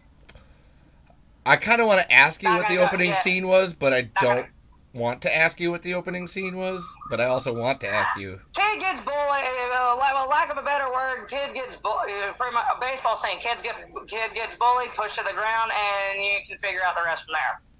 Oh. But there's a joke that comes, but it's actually something that comes back later. It's something that kind of comes back later in one of the later scenes, and it's legit funny when it happens. Okay, there's a joke here. I'll just recite something from a later scene when they were talking, or better, I'll just talk about a later scene because it's talking about the opening. I don't want to go into too much detail because I'm embarrassed, just because that is something I'm embarrassed to admit. But I was a child. It confused the hell out of me. And it fucked me up later for life. I'm still seeing the doc. I'm still getting therapy for it. I'm exaggerating the therapy angle, okay? Like, keep in mind. What was it? I've only watched Benchwarmers once, so I don't really remember what you're talking about. That's where I'm like, hold on, what? Yeah. Keep in mind, I was a child, and I was a child. Hormones weren't a thing yet. And if you're about to ask, no, I'm straight. I wasn't about to ask, but okay. Yeah. As I say to many people when they feel the urge to say that out loud, what? I wasn't thinking of it, but okay. You have the power to cut out the. Yeah, keep in mind. No. Keep in mind that shit's out of my head now. We'll leave it. I don't edit anything out. I might edit the end or the beginning to make it like fit, but I don't edit the middle. might want to edit this part out, dude. Just for just to save me the embarrassment. No. You're straight. You like smashing that puss, bro. I get it. Just the way you said it. Yeah, I'm straight. Yeah, when I watched that opening, I was a child, so obviously I didn't know. And keep in mind, I was a very sheltered child, so I didn't know much. I'm putting together that there's something highly sexual and yet bullying in this opening scene. God, you're gonna make me just need to watch it when we're done here. Like, no, it's kind of. It'll probably make you go, "What the fuck? Like, the less you know about what got me into that, the better. But I'm no longer into that, thank God. Again, I was a child through a phase, and that said phase has been over for years. Oh, okay. I'm gonna help you out a little bit. That's what getting laid helps. I'm gonna help you out a little bit here. Tremors. Yeah, Tremors. Yeah. God, I really don't. I don't want to change the subject. I actually want to keep going. But I don't want to change the subject. I actually want to keep going. But I like you enough. That's like, we'll go back to the Tremors. Yeah, let's go back to Tremors again, because this is gonna be. Because I feel like fucking Newt Wallen on talking about tapes. That podcast, that other podcast Tony did. Well, it's a review show, which I want to do something like that. If you'd be up to it, because that's something I've always wanted. That's also something I wanted to do. Wait, one more time. What was it? I was talking about tapes. They would talk about movies and like a review style, but it was a mixture. Because Tony Peluso was also on. You watched Cinemassacre, correct? Cinemaster? One more time. Cinemassacre. No, I have not. Oh, you need to watch it. It's good. Well, basically, if you know Angry Video Game Nerd, that's the channel it's on. Oh, okay. Yeah. I think James has talked about Tremors at one point before. Yeah. I think I believe he did in one of his Monster Madness episodes, but I could be wrong. But I believe so. I'll have to go back and check. Okay. That always gives me a reason to try, so thank you. I will check that out. Cinemassacre? Yeah. He does this annual 30-day well, for a while, it wasn't even 30 days because he would do it 30 days of movie reviews, but he's gone back to that format, thank God. But it started as 31 horror movie reviews a day leading up to Halloween. He started it back in 2007, and it's still going. Damn. That's a lot of 30 days of Halloween. Holy shit. Yeah. Well, I mean, Halloween only comes once a year, and October is a 31-day month. Hello. So wait, what were you trying to say about that then? Cinemassacre? That's where I was trying to keep you going. Yeah. One of the guys, they did this series called Rental Reviews that lasted 101 episodes, but it got canceled because of they stopped doing it. They discontinued it because of the whole COVID thing. And Tony, one of the guys who would go up there, his channel's Hack the Movies. If you want to check them out as well. Oh, I know Hack the Movies. I know Hack the Movies. Yeah. Okay, you're probably gonna get confused when I say this, but trust me, when you actually watch them, it's a running joke in that show. In his videos, it's kind of a running joke. Okay. For a while, I was always wondering what the hell was up with that joke. I was like, oh, he's being sarcastic. Okay. Basically, okay. So shout out to the very famous Tony from Hack the Movies. Hey, Tony. Yeah. That's a running joke in Tony's stuff. He'll say, "Oh, I'm very famous and very important." He's trying to act like a dick. He's trying to act like one of those famous people that always act like they're higher than everybody. He's making fun of them. He did it. I was watching a Tremors episode. He was doing it. He's like, "Oh, and Richard Brake is in Tremors 7, and you know what? We actually shared the screen together in The Dark Knight Rises, but I think I got more screen time in the end." Yeah, that's another running joke. He was in The Dark Knight Rises, because he was an extra in The Dark Knight Rises. It was in the football scene, but you can't see him. Yeah, I know. Because he's in one of those wide shots that you'd be pain in the ass to look for. But yeah, he was in Dark Knight Rises as an extra. Yep. But But there's the biggest joke though. That's another running joke, and it's mainly from the fans. He's like, "Well, you were in the Dark Knight Rises, man. Because he talked about it so damn much that people would get sarcastic, wise ass comment. Go, you were in Dark Knight Rises. You've never mentioned that." But because they would say it in such a sarcastic manner too, because he said it all. He says it, he would talk about it all the fucking time. Yeah, he did. He'd be bragging about it. I'm like, dude, you were an extra that no one could see. Not even a featured extra. Yeah, not even a featured extra. You were uncredited, asshole. Sorry. I'm sorry. I did love that when they were ranking the worst the Tremors movies from best. Like, that was a good video. What's the worst Tremors movie? I actually like that video. Everybody agreed it was 7. No, it is not 7. No, actually, no. Everybody agreed it was 6. Yeah. Because for one, it was still filmed in South Africa. But I'm like, motherfuckers, I'd probably rewatch 6 more than 7. No, because it wasn't. They didn't all say that 7 was the best. Because the one guy was actually like, 7 might be my number 2, and I like, dude, the fuck is wrong? That is the best ranking to put 7. Keep in mind, think about it. Number 2. Oh, shit. Okay. I was just gonna. Sorry, you had me. You had me in the first half there. I was like, what? Do I gotta throw hands? Because I will. I kind of love. You keep. I think he put that there. I think he put it as his number 2 because it's still a shit movie. The guy who directed the 3 later Tremors movies, who was also an actor at one point. Yeah. He was in a couple movies. Yeah. He's actually a cocaine smuggler. No. Well, that explains why Tremors Shrieker Island looked so would be so bonkers at times because the guy who directed was literally high off his ass. No, that's not. I'm not like joking. I mean, okay, it is. It's a personal joke that I have throughout the podcast. That is my legitimate. Yeah, it's an in-joke. It's a running joke in the podcast, but it's a legit. It's a legit fact. Because you have to, like, with Tremors 5 through 7, Universal says that the reason that they kicked out Stampede was because Stampede didn't know how to make low-budget movies.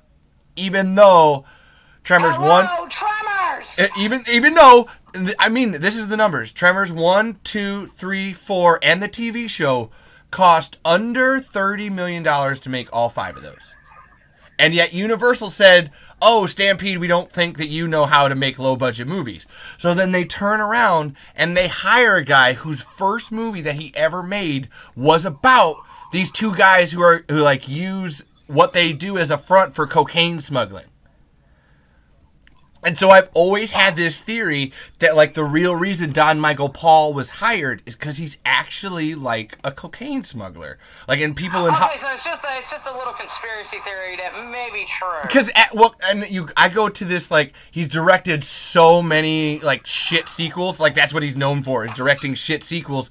You can do a thing as a movie studio where you're like, yeah, we're going to send you over to another country to make a movie. But then underneath of it, oh yeah, we're going to spend $1 million to make a movie. We're going to make $10 million in the cocaine and heroin that we're using your movie to front as. So that's why 5, 6, and 7 were made, is a fucking heroin cocaine smuggling front. It's not a joke. Like, I will go into this. Like seriously, Don Michael Paul is a cocaine smuggler. I said it. This, actually, one of my favorite episodes of my podcast that I do is Tremors 6. I do a commentary for it because the whole time I'm pretending to be Don Michael Paul snorting cocaine. Because that like, hello guys, listen.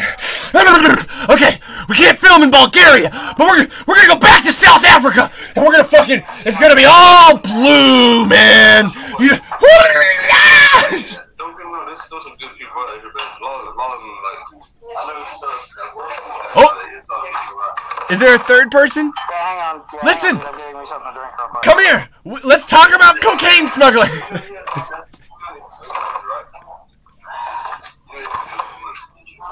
Yeah. Yeah. Cocaine smuggler, folks. I mean, legitimately. I know we talk about it a lot, but trust me, Don Michael Paul most likely smuggles heroin and cocaine for Universal Studios.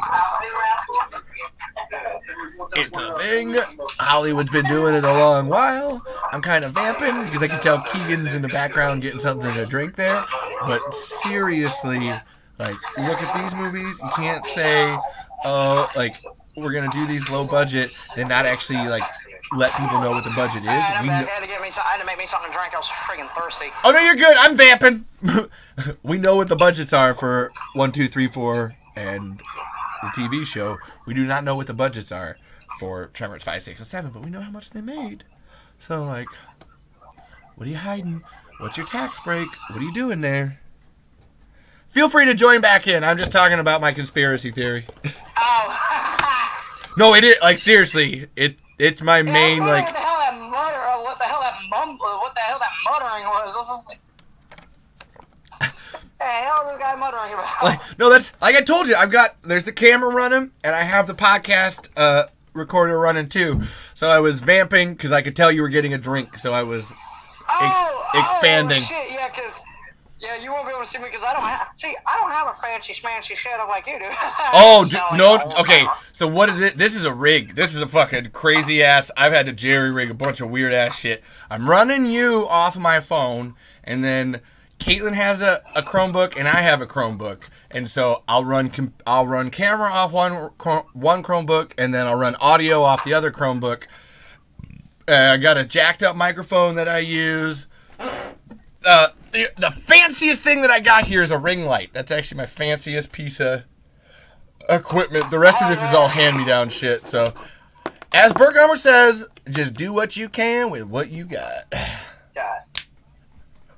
Which is what I did like his character develop. I did like his little character development in the 7th movie though, where they were talking about Travis. Like I did like that. That at least was good. Like him kind of real like because I was wondering like who's this guy's mother and why what the hell does she and Bert have in common? Like what the I see that. See where I'm going with this? It was kind of interesting, like what they did with that. Oh yeah, I'm like, I waffle on like really Jamie Kennedy as Michael Gross's kid. There was it does work on some level because once you see him in the Bert getup in 6, it actually like.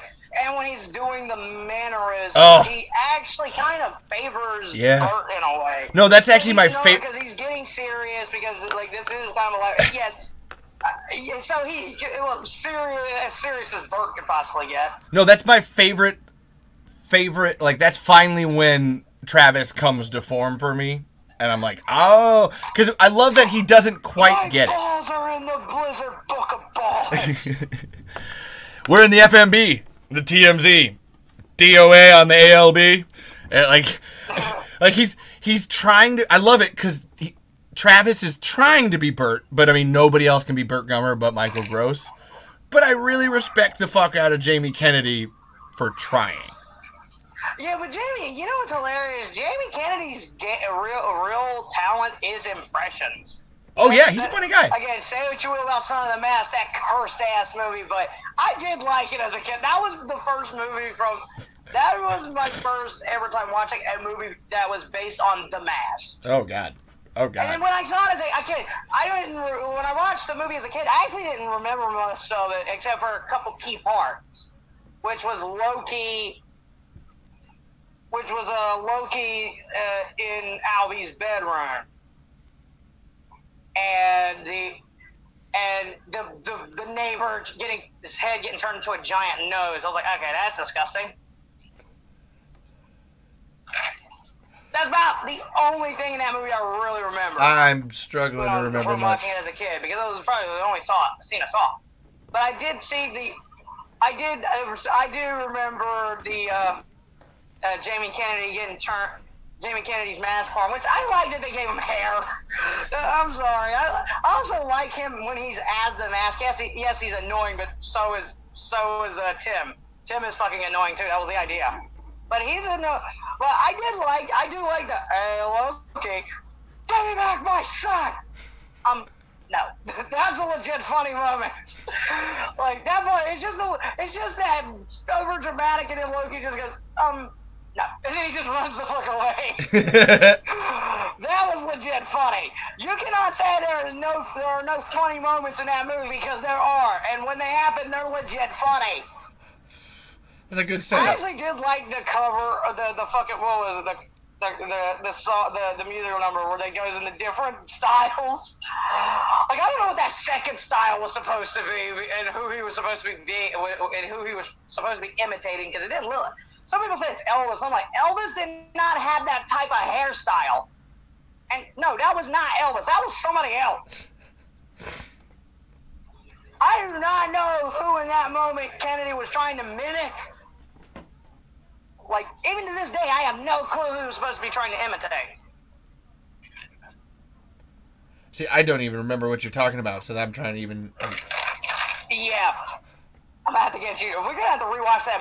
Me and you would probably have to get together at some point and watch that movie as part of, like, a podcast. Son of the Mask. As part of, like, a special little podcast thing. And just see how long we can get before we're getting pissed off. Okay, we watched the first Mask movie, and now we're on to the unnecessary sequel. Okay, I'm struggling to remember anything about that movie. I remember quite a bit. I do like Bob Hoskins as Odin. That's hilarious. Like, I don't remember that. Your mask, Loki. In that Yosemite Sam type voice. It's holy hilarious. Shit. No, holy fuck, man. Wow, I do not remember that. Wow. Yeah. Yeah, like, wow, okay. Bob Hoskins as Odin is hilarious. Especially when he's supposed to take the... look at the original game. There is no story in that. It's literally just Mario saves a princess from a monster and defeats the monster. Yeah. The end. I've always liked that movie. When you're making that into a movie, you gotta get creative. And they got creative. Yeah. I've always wanted a sequel to that. They have that sequel set up at the end of that movie, and it's like, I would have taken it. It's so difficult now because Bob Hoskins is long dead, and now Dennis Hopper's fucking I dead. bet in the 90s, man. That's why the 90s has been a downhill slide. In the fucking 90s. Like, people shouldn't have got so pissed off at it because it was not faithful to the games. I mean, yeah, it was. Like, I get it. But the games are difficult and all. Like, the only way you can make a movie out of that is if you did it in an animated format. Yeah. You could not make a live action movie out of that specific game. It's just not doable. It doesn't work. It doesn't have any, like, it. I know that there is lore in the Mario world. I know that they have they have a through line and setups and everything that they do in it all, but it's not that expansive. I'm saying this because I didn't, when the Sonic movie first came out, I had a whole, like, you're doing a movie? I'm like, Sonic, really? How much you got there? And then I, like, went and read up, and I was like, holy shit, I didn't realize fucking Sonic had, like legit storyline, like, Game of Thrones level shit happening here in the background. Like, okay, like, maybe we can make a Sonic movie. Also, Jim Carrey as Dr. Robotnik. Oh! That is surprisingly good casting. God, it's so good. Yeah, I do like when he's dancing around and all of a sudden his like secretary or somebody comes or whatever comes in. It's just like his reaction when he comes in. He's like, ah! He's like, his scream is hilarious. No, I know Jim said that he's done. Like, I was just seeing if you wanted a latte made with steamed Austrian goat milk. Of course I want a latte. What do you take me for, an idiot? No, he's like, what do you take me for? Of course I want a latte. I love the way you make them. It's high off his ass. I love the way you make them. I love the way that's what he says. Or something. No, Jim said that he's done acting, and I'm like, please, come back for something. I'll take your fucking ball. No, Jim Carrey in that role. Shut up. Oh, it's so good. Please don't quit acting till you do Sonic 3, Jim. Please. Please. I think he may come back for 3. but he might not come back. He might not. I was literally, because Jim Carrey's considering about retiring. No, that's why I said, he said he's retiring, and I'm like, please, retire, but can you just do the Sonic movies? Yeah, come back for Sonic. Yeah, come back for Sonic 3 and then retire. Yeah, man, please. I think it's needed. Please. But wait a minute. Didn't Jim Carrey also at one point recently say he'd be open to doing a sequel to The Mask? I don't think I've heard that. Think about that. I think I heard recently, sometime fairly recently, he said he'd be open to returning as Stanley Ipkiss. I'm like, a little too late, my guy. Yeah. You should have been open to returning back in the 90s. Where were you for Son of the Mask, asshole? I do think Jamie Kennedy is it's not a bad idea. He's not a bad follow-up in theory. I don't like how they did it. But I do not think Jamie Kennedy is a bad choice to continue the legacy of The Mask. No. It's just the way they went about it. I don't think it was they did it very good. I think they let him improvise too much. I think the key. I do like the hello my baby, hello my that little thing. That was legit funny. I think the key. Scary. It was hilarious. The key to using Jamie Kennedy is a script. The kid just like shakes his head, makes that weird ass noise, scares the hell out of him. Like, it's like Jesus. It's fucking hilarious. No, you have to. When it comes to Jamie Kennedy, he has to have a script. Like yeah, you have to reel him in. Like he's got to. Like he can't improvise. Because I'm 100% on Zoran's side with like, man, Jamie, we don't really need these sexual harassing comments. Improvise doesn't mean you should. Like, stop hitting on these women in this really creepy way. Just, it's not. Please. I get it, but I feel like it's supposed to also show that Travis does not have a way with women. No. There's the deleted scene where it's just Jamie Kennedy like talking about this girl as like he's listing like different coffee traits and how sexual she is, and it's just like you can tell it's just him riffing. And you're like, okay. Yeah, I think that. Okay. I think one of those was less creepier. Like, I think not the version. Obviously, the version in the movie's not creepier. No, but I mean, obviously, the version in the movie's creepy as hell. That's what I mean. Like, it's like I think one of the other ones when he was improvising, I think one of them came off less creepy. It was like, hell. It came off as a little weird, but it didn't come off as creeper. It's more what I was saying, where it's just like, Jamie, can we just rein it in just a little bit there, buddy? Like, there's the words on the page. Just do it in the script. Just do the script. Stick to the script in this case, please. We worked hard on the words. Can we do the words? Or better yet, have a similar interaction with Val and Rhonda. There you go. Just have it be like that. Like, what do you mean? Just have, or better yet, just don't have say anything to her at all. Yeah, you don't always. It doesn't have to be a sexual angle to it. You don't have to hook people up and be romantic. Yeah, it doesn't even have to be a romance angle. Yeah. No. You don't even need that. It worked with Val and Rhonda, and I think Earl and Kate. Yeah. I don't know. Did anything ever come of that? I actually always assume that like Val and Rhonda might have ended up breaking up because they have CPTSD. No, I did like the idea that Valerie McKee, whatever Val's last name is. I actually liked that they were still together and actually had the kid, and the kid ended up running into Bert in the sixth movie. I actually thought that was pretty interesting. Like, oh, that's actually kind of cool. Good way to tie it in.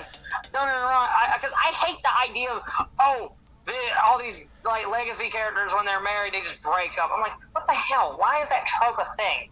Well, okay, this is what I was gonna say when you asked like. Okay, it worked with Bert, but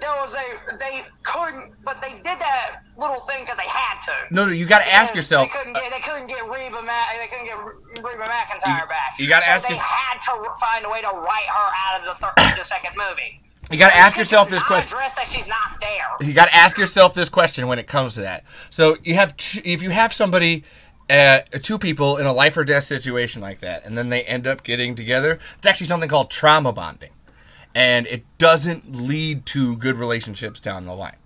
So that's where I have Val and Rhonda, them getting together, I could see them ending up breaking up together, like breaking up, because they literally became to love each other in the midst of their trauma. Earl and Kate is another story, because there's actually a slower, like, they actually build up a relationship before the fear factor part comes in of, like, they're being chased by monsters and then they're into each other. So, Val and Rhonda, I'm not sure about. Earl and Kate, I'm pretty sure would still be married.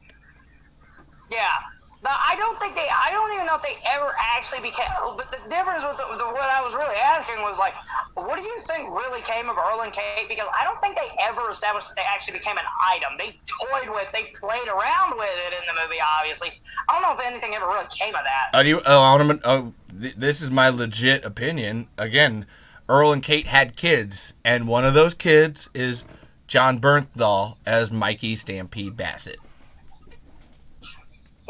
No, that's not my... Also, just want to say this, rest in peace, Fred Ward. Yeah, no, that's why I say that. Like, that comes from the Tremors Saga, too. That's one of their ideas, where John Bernthal totally would be Earl's son. Yeah, I mean, they have a similar look. They definitely have similar look. So that's where I'll tell you that. I'll buy any contrivance that gets Earl and Kate together to allow for the marriage of one kid, which would be John Bernthal. Yeah, I would love to get John Bernthal in a Tremors movie where he's actually... But the thing is, I actually want to get Val and Rhonda back, but that is if Finn Carter's still alive. But, she is. She's still around kicking. Yeah. Everybody needs to come back. What are you talking about? Everybody! That's why it's got to be a TV show. You can't fit it all into one movie. Obviously. Because it had to be an ensemble movie, because that's what the first movie was. It was an ensemble. Yeah. No, that's what it's... We're limiting ourselves when we say movie. Every time... Like, I kind of got to stop people, because it's like... What you want, you're not going to be able to fit into a movie. The ideas are so grand and excellent and wonderful, you cannot get all of those into a movie. You can get all of those into a TV show, though. Because then you have the time, and I always think of this, actors, with the way that schedules work, it's a lot harder to get them for, you know, what we were just talking about, the 3 months to 6 months of filming a movie. It's a lot easier to, like, oh, hey, come in and play a day part, come in and play a week part, you know, as an actor, just do a little, like, hey, that's where I say, like, I could totally see Reba showing up in an episode and her and Bert having a reconciliation. They'd still go their separate ways, but you have that actually, they talk to each other. Or another episode. Yeah, also, speaking, I'll let you finish after this, but I do want to bring this up. How did you feel about Bert getting the gun name wrong in 5?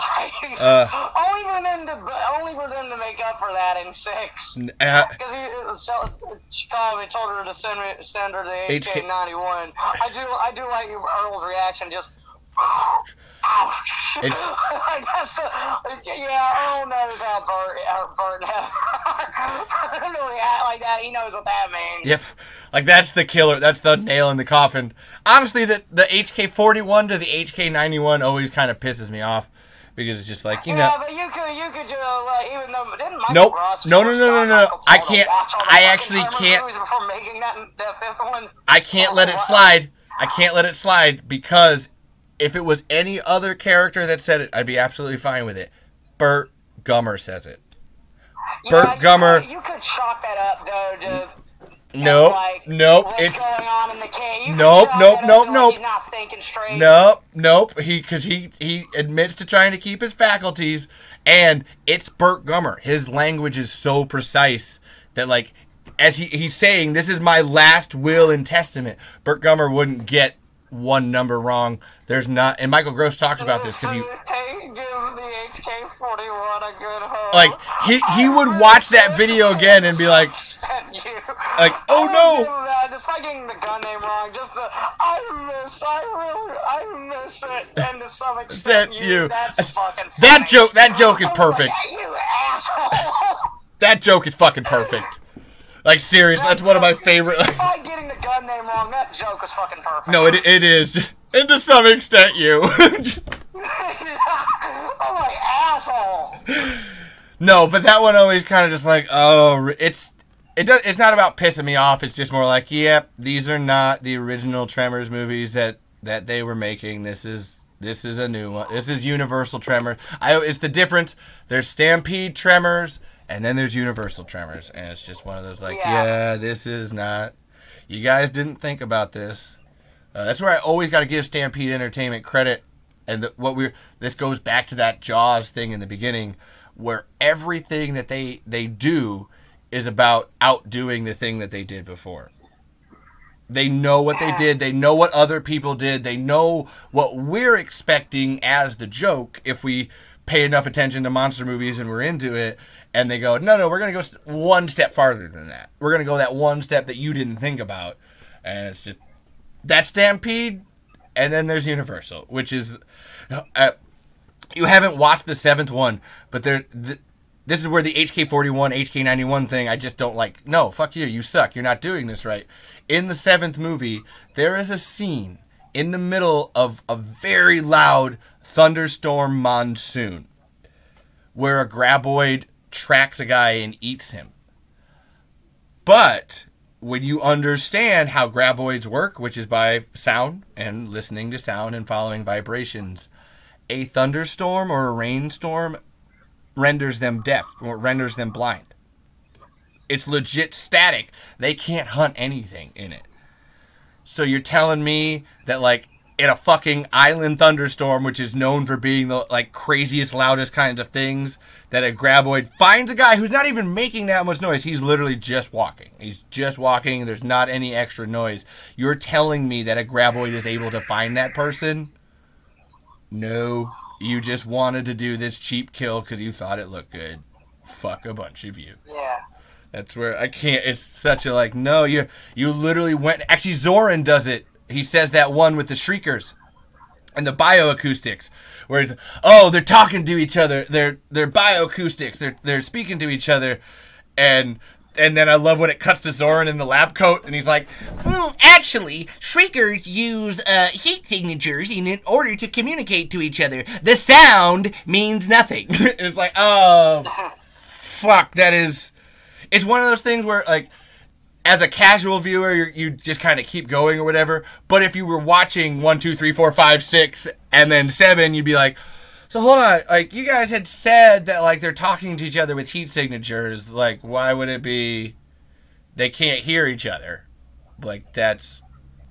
What did you just do? Like, what did you rewrite the rules on? And then, even more so, the grabbers. The grabbers in 5 are something that makes me just want to pull my hair out, as your tongue doesn't detach from your body and then come back. You don't have 3 separate organisms living inside of your mouth that would eat their own food, because then you'd never get food. It makes no biological sense. This is where it's crazy. There is an organism in the real world that does something similar to that, where it's a little parasite bug that will burrow onto a fish's tongue and literally replace its tongue. You know what it kind of looks like? I think it's an isopod. Yeah. Oh, yes. Thank you. Booyah. And it'll replace its tongue, and it makes the fish starve because it's eating all the food that the fish would normally eat. And I go like, okay, so our biological realism thing says that why do you have another creature in your mouth fighting for the same fucking food that you would be eating? And that's where, and this is, you probably don't know this, there is a separate 5. There's 2 different Tremors 5s. And in the original Tremors 5, all of those scenes with the tongues are actually supposed to be the baby Graboids. Yeah. No, it's part, like, the thing that was going to make the 5th movie cool. And this is where I say Stampede is always one step ahead of us when it comes to knowing their own movies and knowing monster movies. The 5th movie had this great angle of, we as audience members had seen the dirt dragons in 4. We've seen the little baby ones in 4. But that doesn't mean Bert has.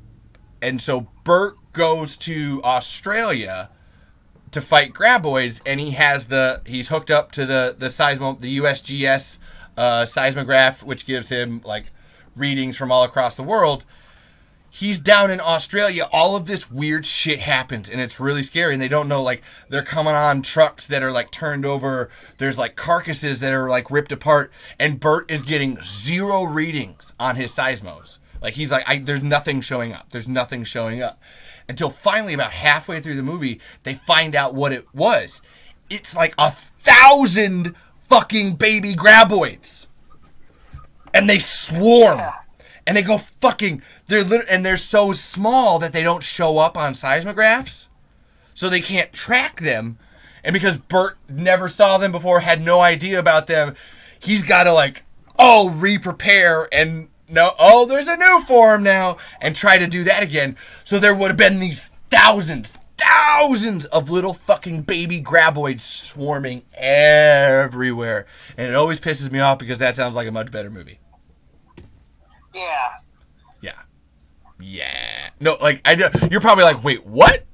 What? This is all, I assume this is all new information, so you're like, what the fuck? But it's like, that would have been so cool. I do like that. Are you fucking kidding me? The tentacles are now detached from the graboid. Like, just for some reason that delivery just cracks me the hell up. It's good. No, that is. Because he's like, and I thought, okay, now I've seen everything. It's one of those, actually, and this is one of the only times in the 5, 6, and 7 where I don't mind them repeating a line, and he does the, why is it that the critical need to know information never gets to Bert Gummer? Never gets to Bert Gummer. And it's just kind of like one of those things you're like, so you just like to say that, don't you? Yeah, at this point, but I mean, it's just catchphrase.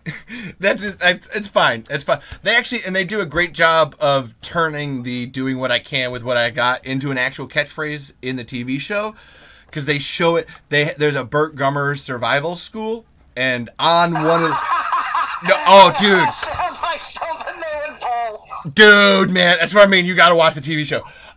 And on one of the... It's also kind of like in Slither, there's the Earl Bassett community. Yeah! Yeah! Apparently James Gunn is a Tremors fan. Yeah, and they do rock, paper, scissors in Slither, too. So, yeah. I love that. Even though in Tremors 2 they fuck up the name. Earl fucks up the name. It's rock, paper, scissors. He calls it something else. Nah, okay. I always go like, man, he's just old school. Scissors, rock, paper. No, what? What? What the fuck did you say? I think he said scissors, rock, paper. No, that's what I said. It's scissors, rock, paper. What? I'm like, no. It's rock, paper, scissors, you old fart. No, but they do a great job in the series. There's a pamphlet, and actually Bert is dressed up as Rambo, and on the pamphlet for Bert Gummer's survival school, he is... God. There's even a... man has seen Michael Gross in a like shirtless... Yes! With a long ass headband. Yes! Oh, God. It is! I need to take a screenshot of it. It'd be like when Weird Al had the fake muscles in the UHF when he was playing quote-unquote Rambo. Dude, that's exactly what it looks like! Like that. That's what I'm mad. That's exactly what it looks like! And it says on the pamphlet, doing what I can with what I got. And I always laugh. Oh, God. Oh, God. I laugh because it's just like, oh, so in universe, Bert just says that so much that they can literally put it on a fucking pamphlet for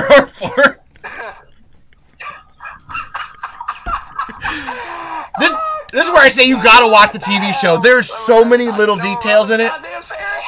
Oh man, and even that itself is actually a callback to the first movie, when Bert is talking and like trying to convince everybody to go out when they're having the nighttime dinner scene, and they're all talking, what do people got against being prepared? Where's the sugar? And then it cuts over to Val and Earl, and you hear Val under his breath just, Rambo.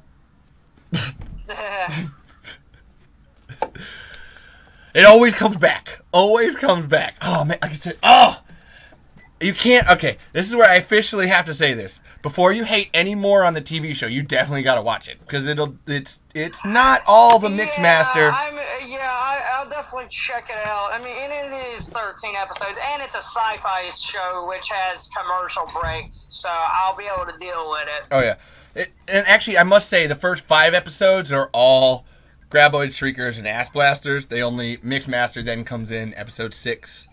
And then there's only 4 episodes. I will definitely look forward to seeing what the hell Bixby looks like, because they refer to it because they talk about it so goddamn much in the movies that Well, specifically in the first movie, I don't think they ever.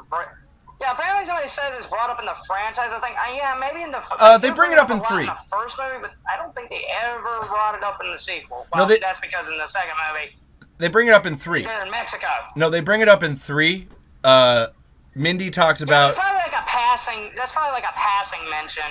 Mindy talks about maybe once or something. Mindy talks about she's working at the Wendy's in Bixby, and then Jack at the end talks about, I'm going to go manage a car wash down in Bixby. So there's 2 references. They only mention it twice. Yeah, but it's and you're not going to see Bixby like you're not like that. I don't mean to spoil it. You're probably not going to see Bixby like you want to. It's not going to be Zoran. Bixby! Bixby! I just love that. That's a running joke in the Tremors kill count. Bixby!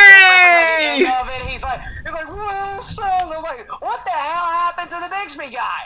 Bixby! Yeah, I look like I do. You do way too fucking well, dude. Excuse me, I gotta take off my pants now. No. No. Nope, you can't tell.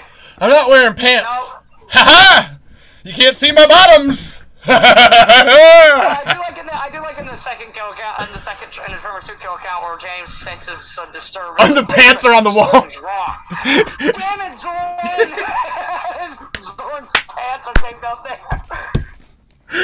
I do like in the 6 Tremors kill count, he's like at James's door with his pants off. He's like, join us. Zoran, put your pants back on. God! Zoran did those kill counts amazing. For some reason, the whole no pants thing just keeps it's like, is Zoran just gonna keep doing these running jokes? How many running jokes do you need? You already got the Bixby guy popping out of. Oh my God! How do you feel about how do you feel about when Zoran did the Bixby? Okay. I'm late, aren't I? Oh, I've never got to share this with somebody. There's a detail in here that most people wouldn't pick up on. When they had the El Blanco hand puppet come out, when Zoran leaves and the Bixby guy pops up, they actually made the puppet jump like the fuck. Zoran actually added that detail. I was like, that's not something you really needed to add. Jesus Christ! but it was so fucking. But it's so fucking funny. No, quick he comes back in. Those runners are good. Actually, this is where Zoran is a comedian by nature, is a writer and a comedian by nature. There's a great runner in his low carb comedy videos, where he plays the Jigsaw guy, the puppet or whatever, and he's playing him. He's playing him like completely straight, like he's just like an ordinary guy, like living his life. But there's this runner that happens, and this is entirely Tremors related. There's a runner that keeps happening where like he'll start talking to his wife, and his wife will be like, Bert's better than you. Maybe I'll just go over to Bert's house. And then, wait, hey, you're going over to Bert's house again? Like, Zoran 12 years ago was already putting Burt Gummer jokes in his low-carb comedy videos. Like, the Saw guy, his wife is cheating on him with Burt Gummer. Burt Gummer jokes. Like, that's how long it's been happening. Like, that's how long Zoran has loved Tremors. I do like the Bixby running joke, and what that culminates to in the seventh and final Tremors kill count, where he's resembling Tom Hanks from Castaway. Wilson! Bring back Steve S.S. Wilson! He's like, please the only one who understood. Bixby! Like, cuts to that panning shot. That was great. That goes like, hey, does anybody know where the Bixby guy is at? Then it's at like a beach that cuts to him on a beach or something. I'm like, seriously? Okay. I'm gonna tell. Okay, here's gonna be my new nicknames. I'm gonna do like the Decker Shadow nicknaming convention. No, the James. Not Decker Shadow. The James A. Janice naming convention for all the Tremors movies. Okay, we're gonna call Tremors. Tremors. Like, you don't even need a nickname for that. It's beneath perfection. Yeah. Tremors, beneath perfection. Well, no. Because you know how James Janice would nickname all the Saw movies? No, I don't. Something similar to that? No, I don't. Actually, give it to... I don't know the joke you're talking about. Saw 2, well, I don't remember the nickname for Saw 2, but I do remember the nickname he gave Saw 6, and he called it the healthcare one. I'm going to do something similar to that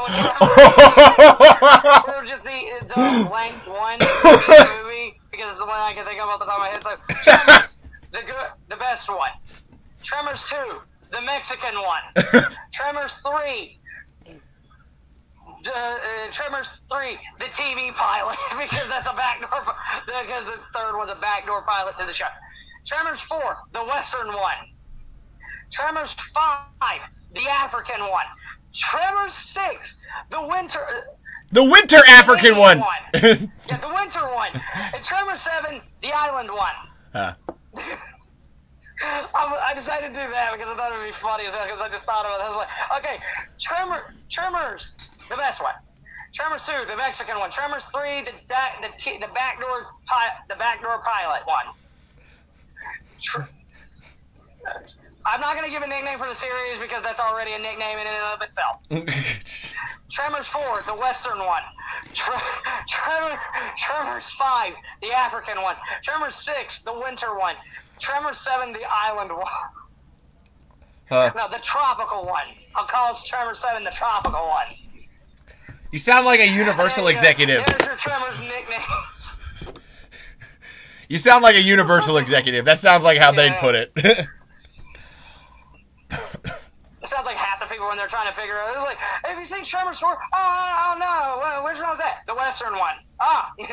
Which is funny to me because Tremors 1 is a Western to me. I always go... In a way, in a way, but when I say Western, I mean it takes place during the Wild West. Old Western is the word you're looking for. But that's where I was just more making a joke where it's like, I always, like, Tremors 1 is always like a Western to me. Like, it's always been like that. Like, they're very... it definitely sounds like a Western. Yeah. It sounds very country. Yeah, I'm not much of a country music fan, but I love that score. I keep forgetting that Kevin Bacon's not a Southerner. So when I hear him doing that Southern accent, I'm like, man, he does that really fucking well. Yeah.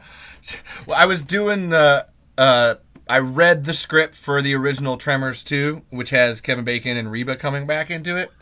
And I hit this point because I was doing Kevin Bacon's voice, and I was realizing how Southern it is as I was doing it. And then I went to go do Reba, and I realized, like, oh my god, like, this is really Southern, because Val talks like this. Listen, Earl. But then you go to Reba, and it's just pitched up an octave. What are you talking about? Wait, come on. I was like, holy shit. Oh, like, God, your woman voice is horrible. Like, I know, I'm sorry. God, yeah, I think you need to get a female impressionist if you're gonna do something like that. If you're gonna try and do like have Reba's lines read. Because, I'm sorry, man. That made me jump. It made me jump a good 5 feet. I'm like, oh God.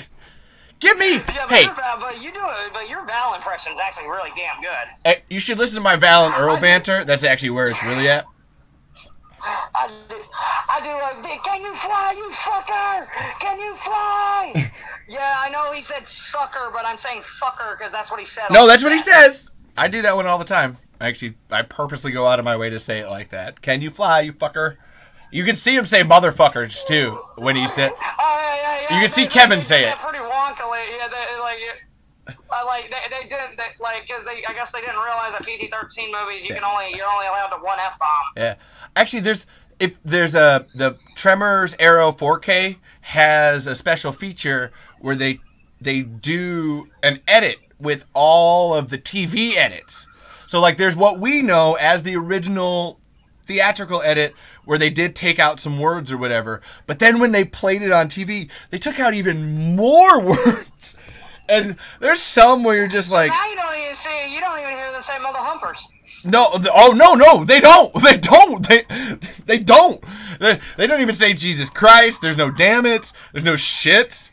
What TV edits I fucking hate. Like, if you're gonna put the movies on TV, you put the movies out like as is. You don't water them down. You do not water them down just because children might be watching. Oh, who gives a shit? Kids already watch the theatrical edit. It's just language too. Come the fuck on. Yeah, like seriously, we fucking swear like fucking sailors for fuck's sake. God damn it, son of a bitch. Yeah, punt that cunt titty all the way off the ass fucking shit mile, bro. Yeah. No, I have no reserves on language. He was at a convention and he decided to do a live review of Breaking Dawn, which is the only time he's done a nostalgia critic review on a stage.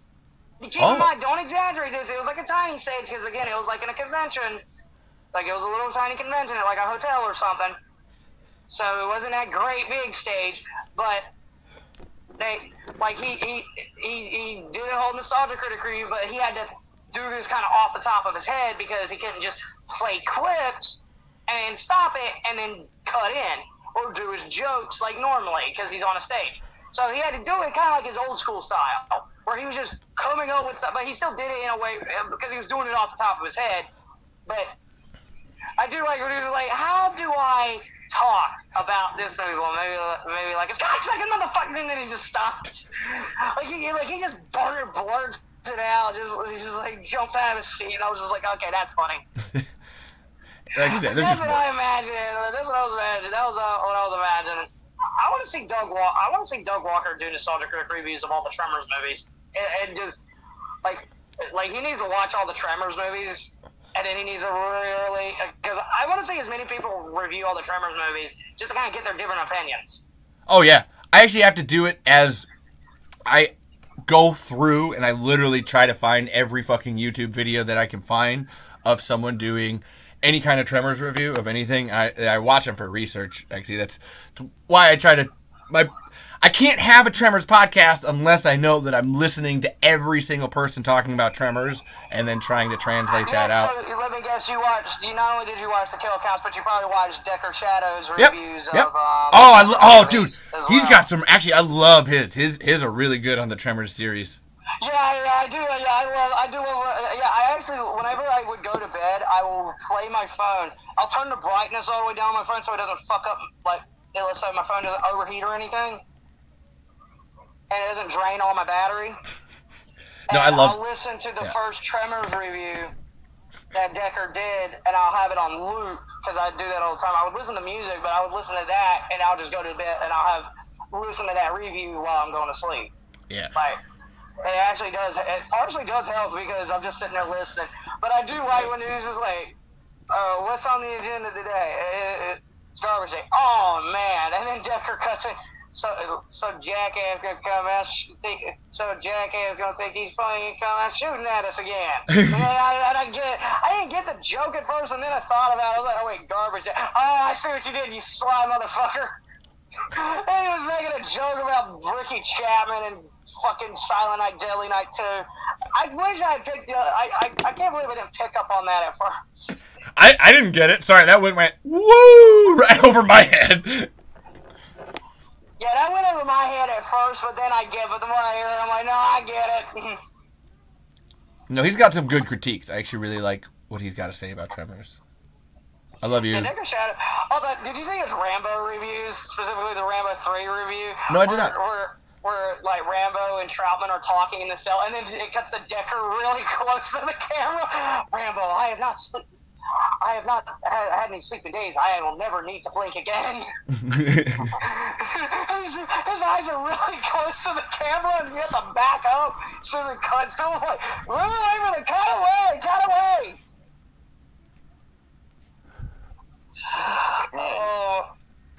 Also, I did watch his eight-legged freaks review, and I do like when when the giant tarantula rears up on his hind legs, looks at it, and then, like, what was it, Harlan just goes, oh my god! That part was legit funny. I was just like, yeah, because that high music sting, and then these Harlan's oh my god! I'm like, I would probably have had a heart attack if I saw that. I fucking love Eight-Legged Freaks. Sorry, that's one of my favorite. That was fucking funny. Oh my god, that was the only giant spider movie I can even tolerate that I'll actually watch because it's fucking funny. Next time you're watching Eight-Legged Freaks, try to spot all the Tremors references. There's actually a ton. Oh yeah, there's plenty of Tremors references in there. Yeah. I didn't even get that. Oh dude, one of the good ones. The name of the town is Prosperity, Arizona. Perfection, Nevada. One of the more obvious ones, because Perfection, Prosperity, and they're both fake. They're both fictional places. The ostrich one is always. I always like. Prosperity's in like Indiana, though. Yeah. The ostrich one is the one that gets me all the time. Perfection's in Nevada. Yeah. Which I do not know if Indiana's even a desert state. Yeah. Or we said Harlan. There's a line that Harlan has in Eight-Legged Freaks where, just because I'm paranoid doesn't mean people aren't following me. And I'm always like, that describes Burt Gummer to a goddamn T. Yeah, except Harlan's not a gun nut like Gummer is. He's just a much more paranoid. He's not a gun-wielding guy, and he's kind of an idiot. He's basically Burt Gummer was just your typical conspiracy theorist and wasn't a gun nut. That's what he's like Black Burt Gummer to me without the guns. That's always where I just like, okay. Yeah, and he was a coward. Yeah, okay. He wasn't a coward at the end. He gained his courage. But at first he was like, I do like when the fucking, again, like I said, my favorite little moment of Harlan is when the tarantula shows up. That was legit funny. And I think another reason why I can get through that movie no problem, because I know the spiders are clearly fake.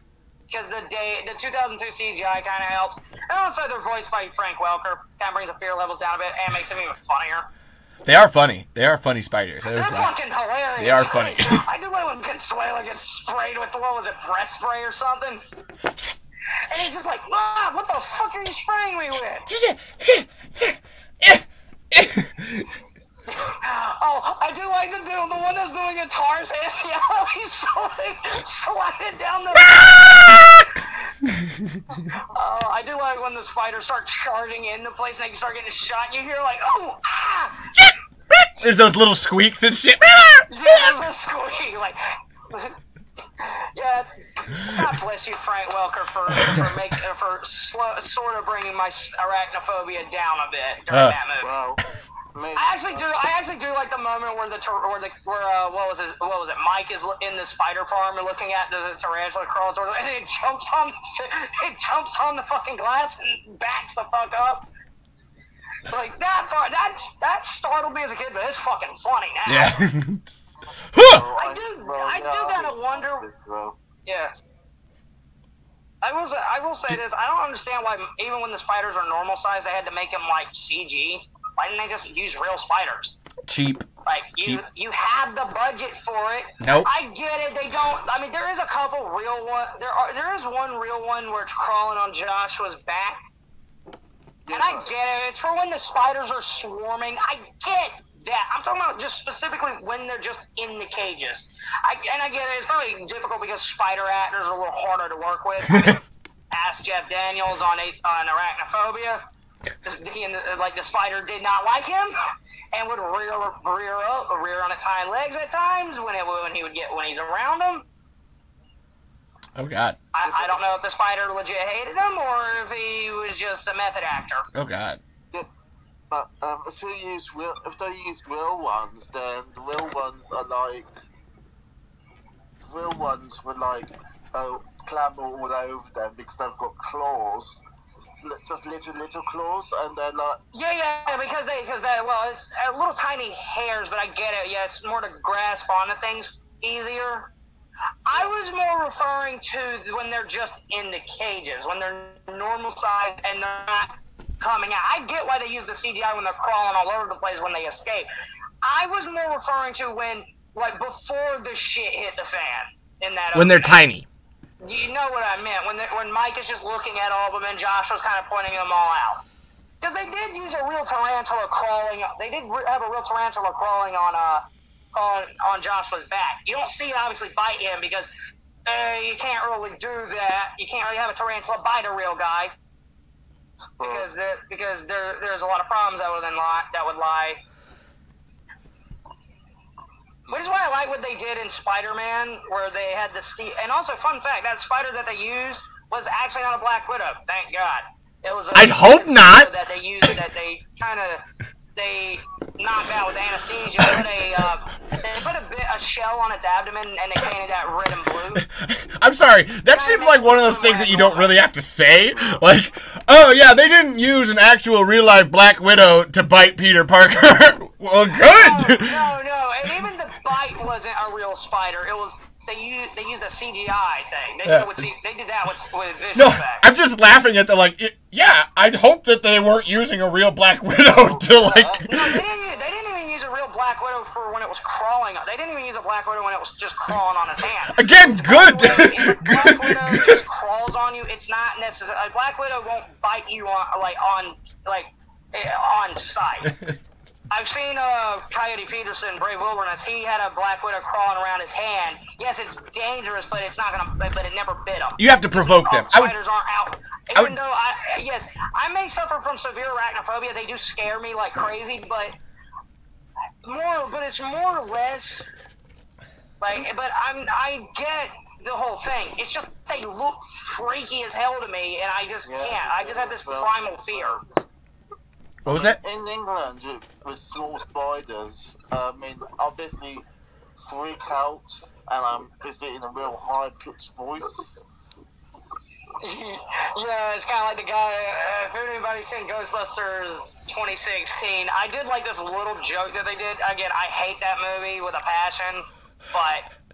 It's alright. But there are parts that do legit make me laugh. It's when the guy just goes, when they're on the auditorium, the guy just goes, "This building is Art Deco, you idiots, and for the ghosts!" And then they destroy something. He screams like a little girl. Like, you see him screaming, but then you hear like a girl scream come out. Like, it's like, what?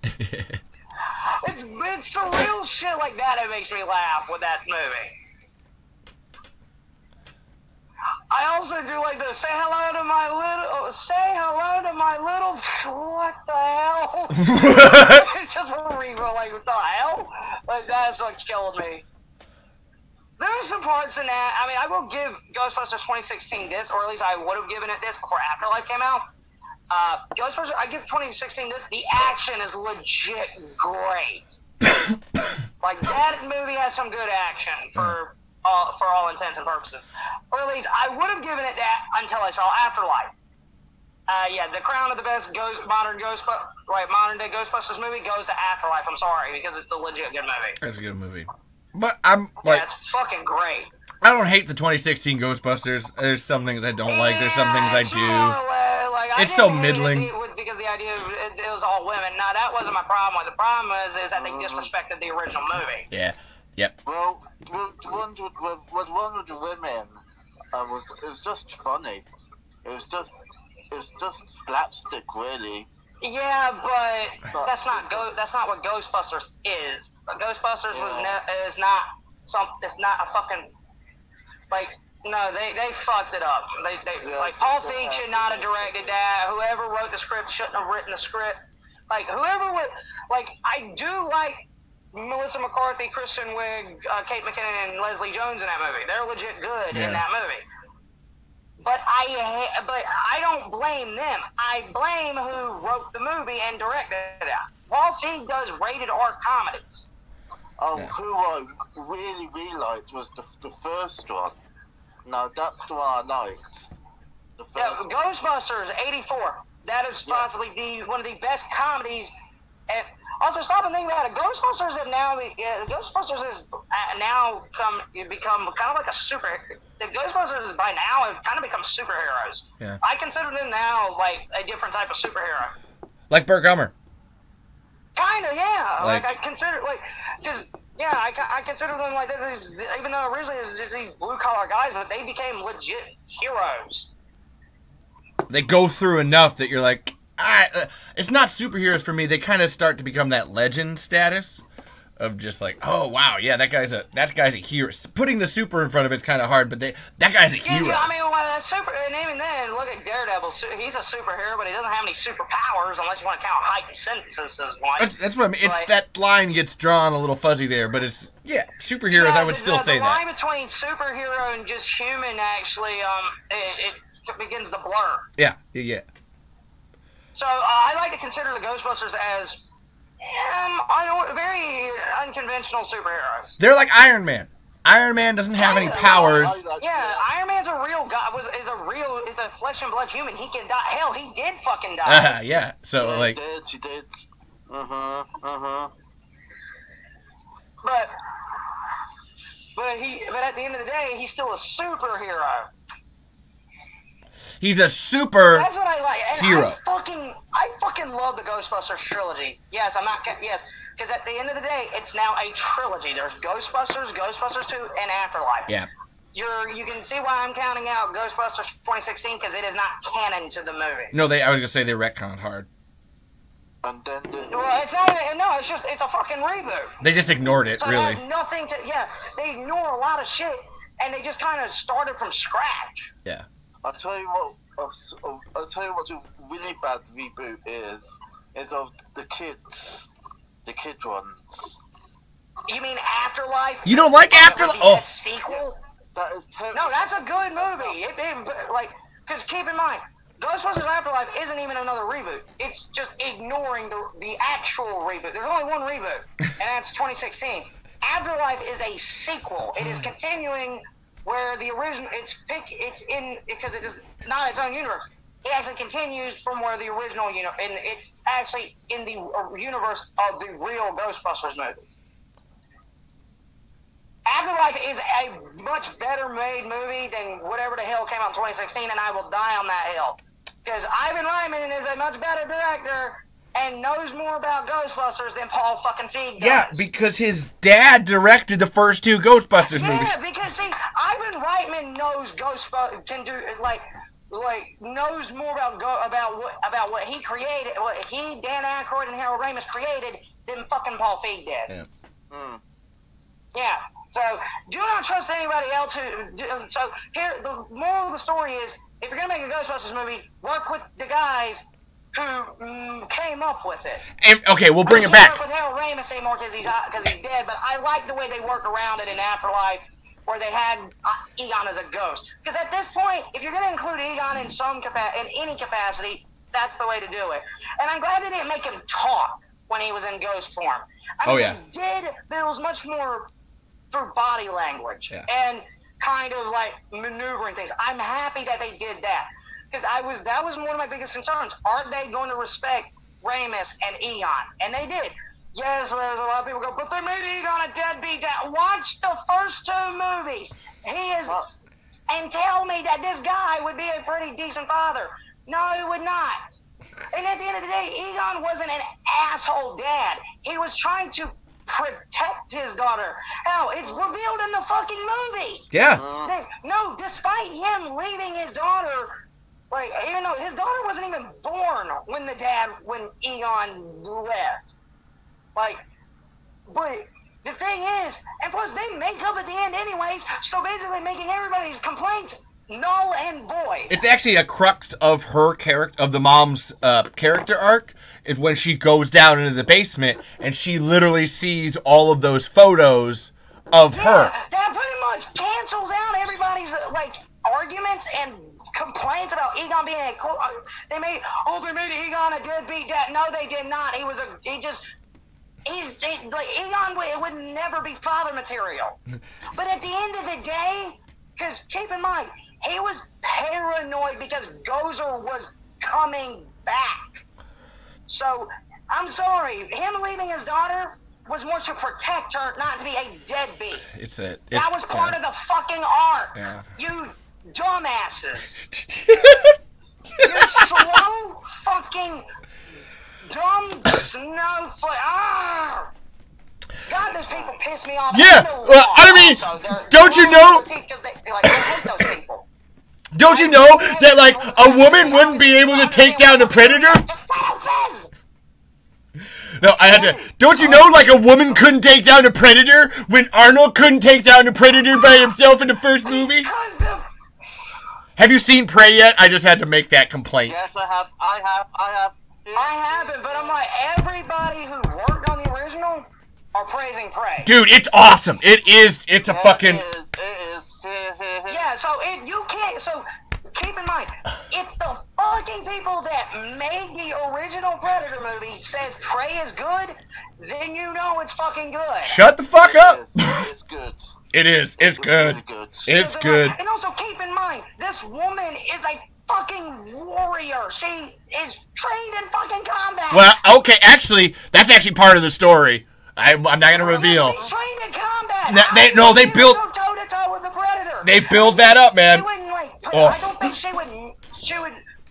And keep in mind, this is a very primitive version of the Predator. This isn't the same jungle hunter that's in the first Predator movie that has all this advanced technology. Even the Predator, I'm assuming in Prey, the Yauta's technology is still pretty limited. Oh, dude, we can't spoil it for him. By the way, do you know? Oh, by the way, sorry.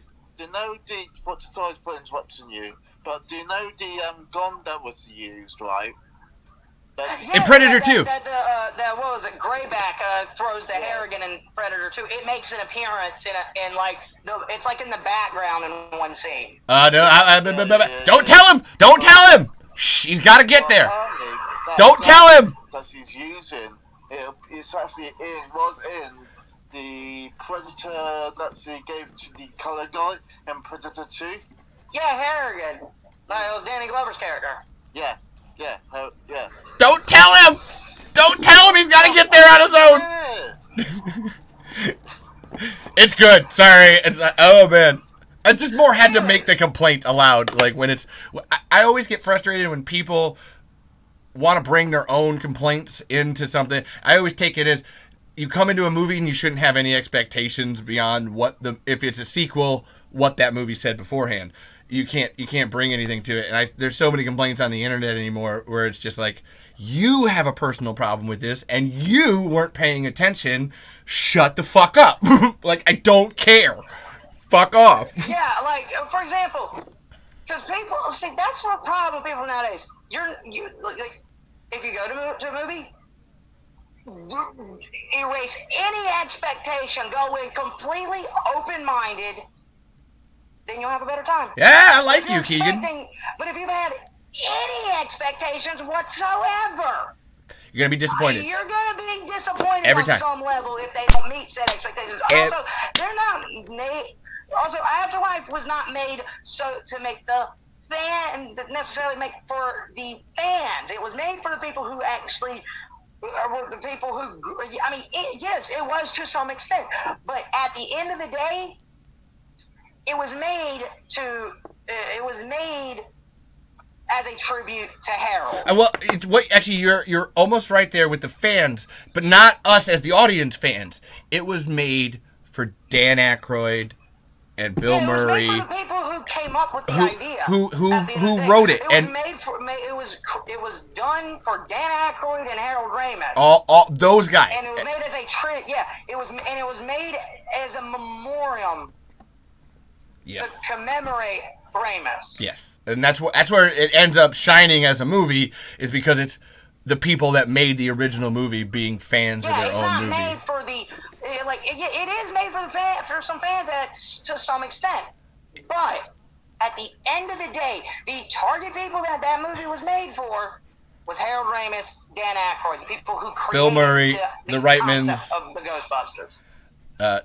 That's Dan Aykroyd and Harold Ramis. Shit, why am I fucking forgetting his name right now? Winston. God damn it. What is that? Yeah, Eddie. Hang on. I know his name off the top of my head. It's Winston Zeddemore in the movie. Now I'm trying to... I know, Ernie Hudson. Oh, thank you. Oh, thank Jesus. I felt racist. He was great in Congo. Yeah! The Great White Hunter! Oh, somebody who loves Congo! I love that movie, man. I still haven't... Okay, keep in mind, I haven't seen the whole movie yet. But... What? I can still say, that movie... I've seen parts of that movie, and it's fucking fun. Oh, what? Oh! Stop eating my sesame cake! Yeah, I was like, Mr. Hermoco? Yes. Stop eating my sesame cake. Stop eating my sesame cake. That's good. Amy, protect! Amy, here! That's what happens when Tim Curry gets hit in the back, and that sound he makes when he falls. And then that music sting that comes out that starts playing as he's getting the shit beaten out of him. The only reason those damn gorillas came out in the first place is because he started stealing all the diamonds. They were safe until he took the diamonds. They were safe. Hell, I mean, the gorillas probably would have came out to see what the hell who they are and what they're doing there. I love when the lava comes. I don't even think the gorillas would have killed them. I don't even think those gorillas would kill you if you accidentally stumbled in there. No. and you're just sitting there looking around, going, "Where the hell am I?" That's part of the movie. No, they wouldn't give it. They are there to protect the diamonds. So the minute he puts his hand on them, I still would think they would come out to see, like, who the hell is out there? Yeah. Trying to see what the hell is going on, but not to attack. Not to attack you. You know how, like, a great white will pop his head out of the water to see what the hell is going on? No, Even I have their mouth is gaping open. That doesn't. What? Like, What? There's an image of a great white with his mouth open on his side, looking out, but it was more or less out of curiosity, not to attack anybody. What the fuck are you talking about? That doesn't. What? That doesn't happen. I gotta look that up. Yeah, some great whites will pop their head out. Like there are some images of great whites that had their heads popped out, going, "Oh fuck." I've seen plenty of images and pictures. I think they use a similar type. I think they use something similar in Shark Attack 3 Megalodon. I've seen that exact same footage somewhere. Where the guy is like, where the guy gets eaten on the fucking jet ski. It's that same fucking shot. Oh. I've seen that image before. Just hang on. Yeah, because I've seen what's it called? Megalodon and Shark Attack 3 Megalodon. No, the Meg. I think he's saying the Meg. Well, there's two movies with the title Megalodon. There's the third Shark Attack movie that's done practically with little CGI, but it's really bad. And then there's another 2002 movie that's just called Megalodon, but the shark is all CG. Yeah, well, I'm just doing number one with Megalodon, and that's it. Megalodon, and that's what I saw. Just Megalodon. Yeah, that's not the movie I'm talking about. Where it's like at an Arctic research station, then they accidentally wake it up. Yeah. Yeah. Well, actually, they had two. Well, actually, they said there's actually two, because one when they thought they got it, but number two is like when the real Megalodon actually toppled the great big boat over. Remember that scene? I haven't seen the Megalodon movie, but there's three Megalodon. The Meg. I think he's talking about the Meg. There's God. the 2002. There's two of them came out in 2002, and then there's the one that came out in 2018 called Meg. The Meg. The Meg. With Jason Statham. That's what it sounds like he's saying. The description is that the two thing is a big part of the Meg, because you think that they get the first one, then you find out, that was actually the baby, and then the mom shows up, and it's so much bigger. Well, hell no, there's actually three of them, because there's one in the opening, and they do not explain where that one comes from. Well, fuck. Yeah, remember? But they don't follow up on that one in the opening, so it's just the baby, and then there's the even bigger one. Huh. I love this. Showing this, you ugly bastard. And then the damn thing would come out. I was like, oh, shit. Oh, man. They gave me BBS vibes when Batman, like when Doomsday comes out, Batman looks up, he just goes, oh, shit. Affleck's delivery on that is fucking great. I love how people go, and it always kills me when people say there's no comedy in Snyder's movies. No, there's no jokes. Or at least they're not saying jokes. There's character moments. It's like character moments. They say things in a funny way. And it's the situations that they find themselves in that are funny. I love in that final scene, like what you're talking, when he shoots him, like fucking Superman's laser beaming and punching, and Wonder Woman's coming in, and he just got Batman with a little kryptonite grenade. With the little fart gun. That's basically what it is. And your audio went from like normal to fucking like. Oh, you can do that. You can do it on here. You can play with your voice on here. Oh, yeah, dude, can you turn that filter off? Me? Yeah, because your audio sounds like it's coming out of a speaker now. Oh, farts. No, I didn't touch anything. So hold on one second. Oh, yeah, your audio sounds like it's coming out of a filter, like, you know, like a radio show filter. Don't you understand? Listen, Bert, I want to tell you what's going on. Oh, listen! Oh! This is my Reba voice! I'm doing it to annoy you! No, what I'm saying is, like, your audio sounds like it's like the quality went from normal inside microphone to now it's like distant radio. Hold on. I'm gonna turn it off and on. I'll be right back. Like okay, yeah, do that. All right. Anything? Any change? Nah, it sounds the same. I'll tell you what. Leave and come back. Okay. Because that might be on your end. All right. Because Mark sounds normal. All right. BRB.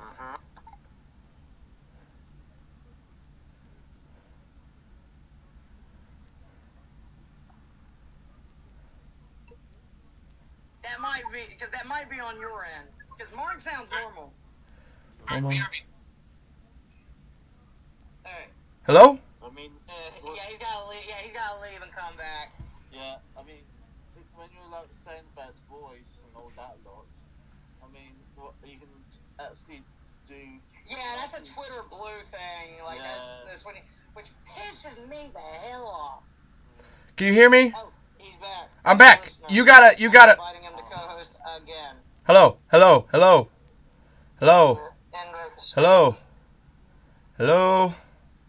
And also, Dan's on another space, and I'm just like, yeah, I'm just gonna stay in my Tremor space. Hello. There you go. Boobs and penises. Boob, penis, boobies. Okay, there you go. Booby penises! Anyways, what the hell were we talking about before? We're talking about booby penises! Which leads us back to Tremors. We were talking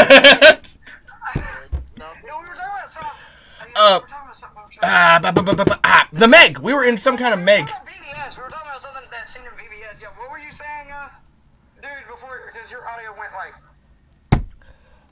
Fuck. You were talking about the Doomsday scene. Oh, no, I was just talking... issues with that. I will say this. I have my issues with BBS.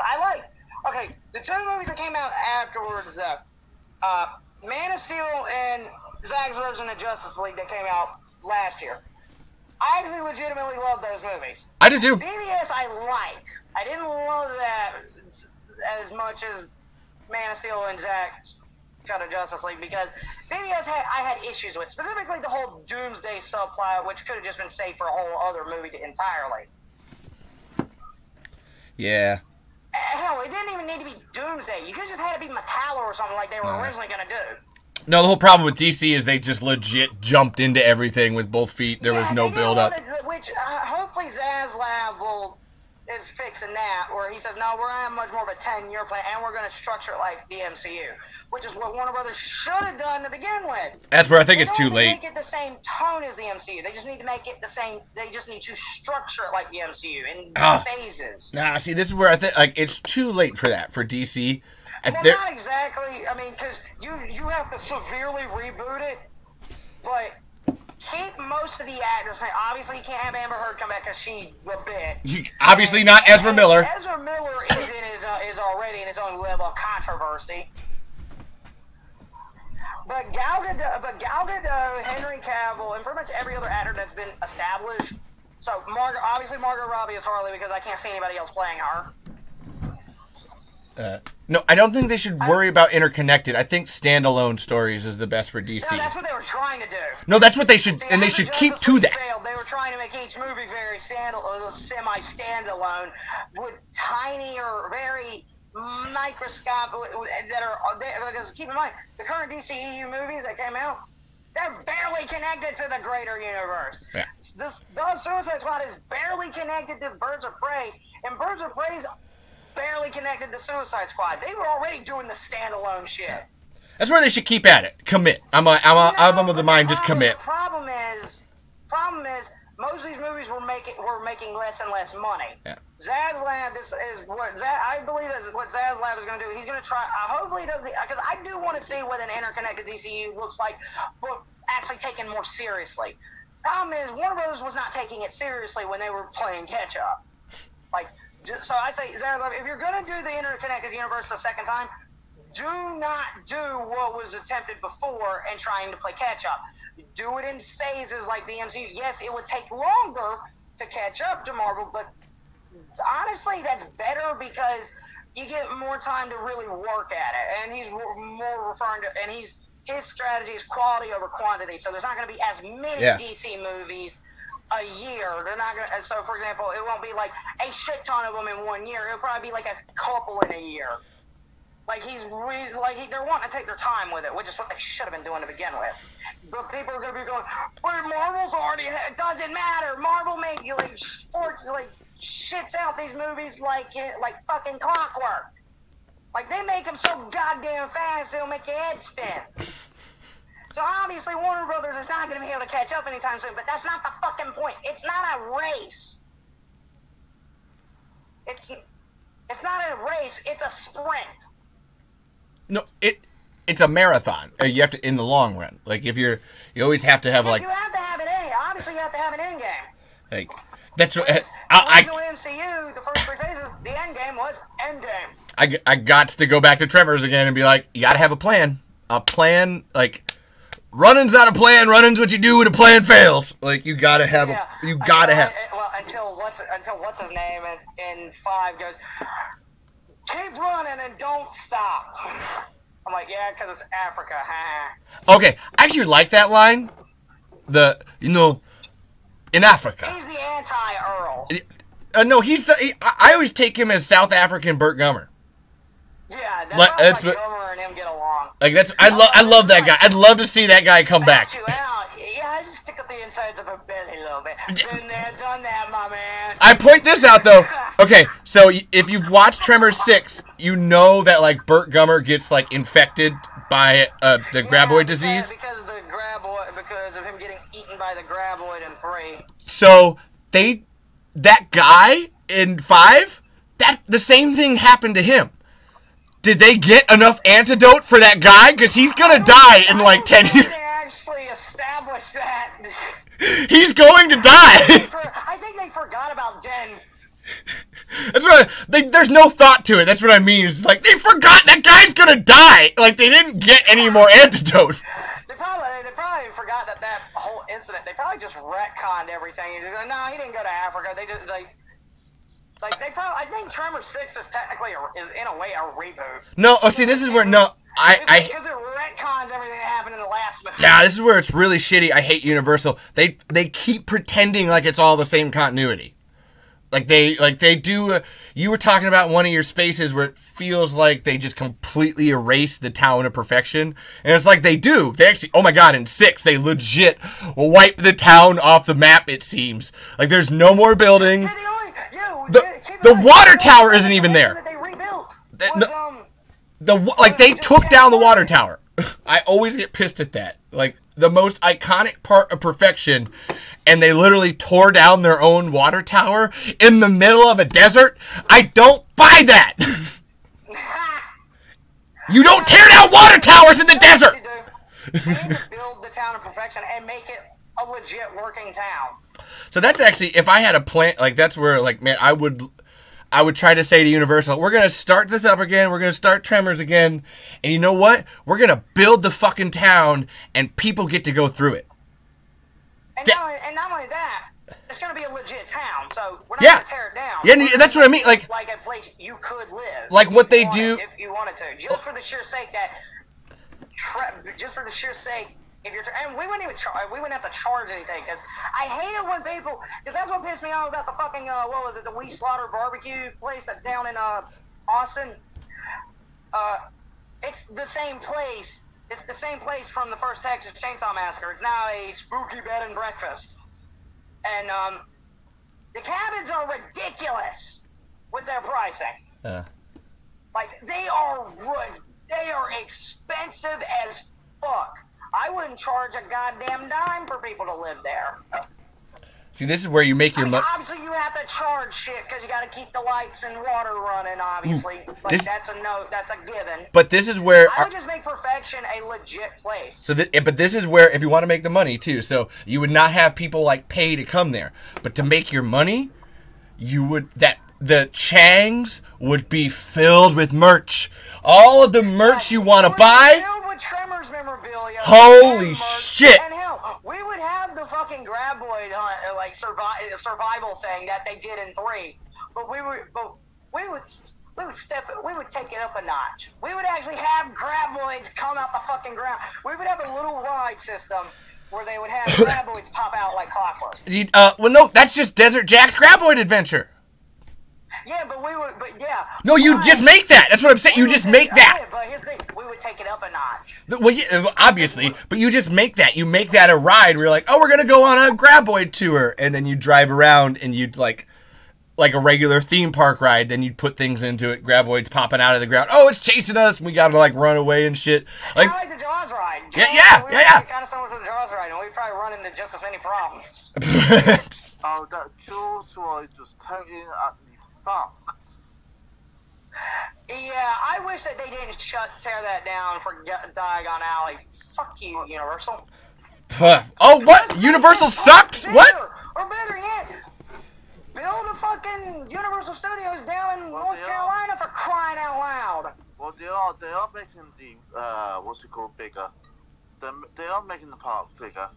Yeah, but what I'm saying is, if you're gonna make the park bigger, reincorporate the old rides. So people like me who know the rides and what it's like to watch the ride could actually go and experience the ride. Because I want to ride the fucking Back to the Future, the fucking Back to the Future ride. Oh my I'll never get to experience it. The Jurassic Park ride. That's what it's mine. Stupid ass Simpsons ride that Universal doesn't even own the rights to. Think about that. Universal Studios does not own the rights to The Simpsons. That's a Disney property now. Funny thing about that. So, if you sign a contract... It's like Universal and Paramount. Like Universal now, obviously now owns all the rights to Kong. No, listen. If you sign a contract with Universal Studios, this is legitimately the writing that is in the contract. This comes from Steve S.S. Wilson. You sign over all rights to this product herein throughout the universe and perpetuity. Throughout the universe and perpetuity. The fuck is that? You expecting us to go to Mars and you still get to have the IP there? Fuck you! Well, and also... See, this is why Marvel, when it comes to something like the Hulk, they should have never went to Universal. They should have just made the movie out of pocket. That's what I mean. Universal's horrible. Like, if you could pick any other movie studio. I hate Universal, I hate Disney. Because knowing Universal, you would think they'd be the first ones to make a Jaws remake, a fucking Back to the Future remake. They ain't doing shit with those. I'm happy that they're not touching Jaws or Back to the Future because they know, these are beloved franchises and we do not want to fuck up with the legacy. We already did that with the sequel. No. It's not even that. Back to the Future trilogy, the Back to the Future sequels are Back to the Future is the only franchise where the sequels are where the movies are consistently just as good as the first. That is literally, like, apart from Indiana Jones, the second movie, the prequel, which also Temple of Doom is not a sequel, it's a prequel, so, But then, Indiana Jones, I actually like that series, all 4 movies. Yes, fight me in the comments on that one. I actually like Crystal Skull. And in my opinion, it's better than Temple of Doom. I like Temple of Doom over Skull, so we can argue there. But, I like Temple of Doom too, but my God! It's got problems. I hate the people's complaints when they say the fridge is unrealistic. No, the fucking raft is unrealistic. Well, no, they're both equally unrealistic. But this is Indiana Jones we're talking about. I think realism went out the window after Indy actually dodged the fucking boulder coming after him. Realistically, his ass would not be fast enough. I thought realism went out the window when those people melted. They threw realism out the window as soon as when Indy ran through all those spikes, because running away from running out of that room when the boulder started coming, when all those damn darts were shooting at him. Realistically, he'd be dead before the movie even finished. Well, before he could even make it to that trench. Don't talk to me about realism, things being realistic. Indiana Jones is not a realistic franchise. Don't talk to me about realism in movies that are clearly rooted in fantasy. Damn novels. There is no such thing as realism in Indiana Jones. That's what pisses me off about people's complaints about the alien thing. I'm like, dude, they encountered fucking Atlantis. Aliens are welcome in Indiana Jones, for crying out loud.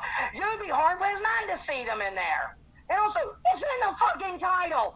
The Crystal Skull is literally believed to be an extraterrestrial artifact. And I get people's complaint, oh, but it's supposed to be real religion. They literally say in the movie, depends on who your God is. Because keep in mind, there are plenty of people that, because there are different religions, this franchise is, keeps in mind that, no, there are different religions with different beliefs. So obviously, aliens isn't a stretch. I'm sorry, people say it's a stretch, but they're liars. Because obviously they've never read the fucking books. And keep in mind, I haven't, but I know a friend of mine actually read the books. My buddy Dan actually read the books.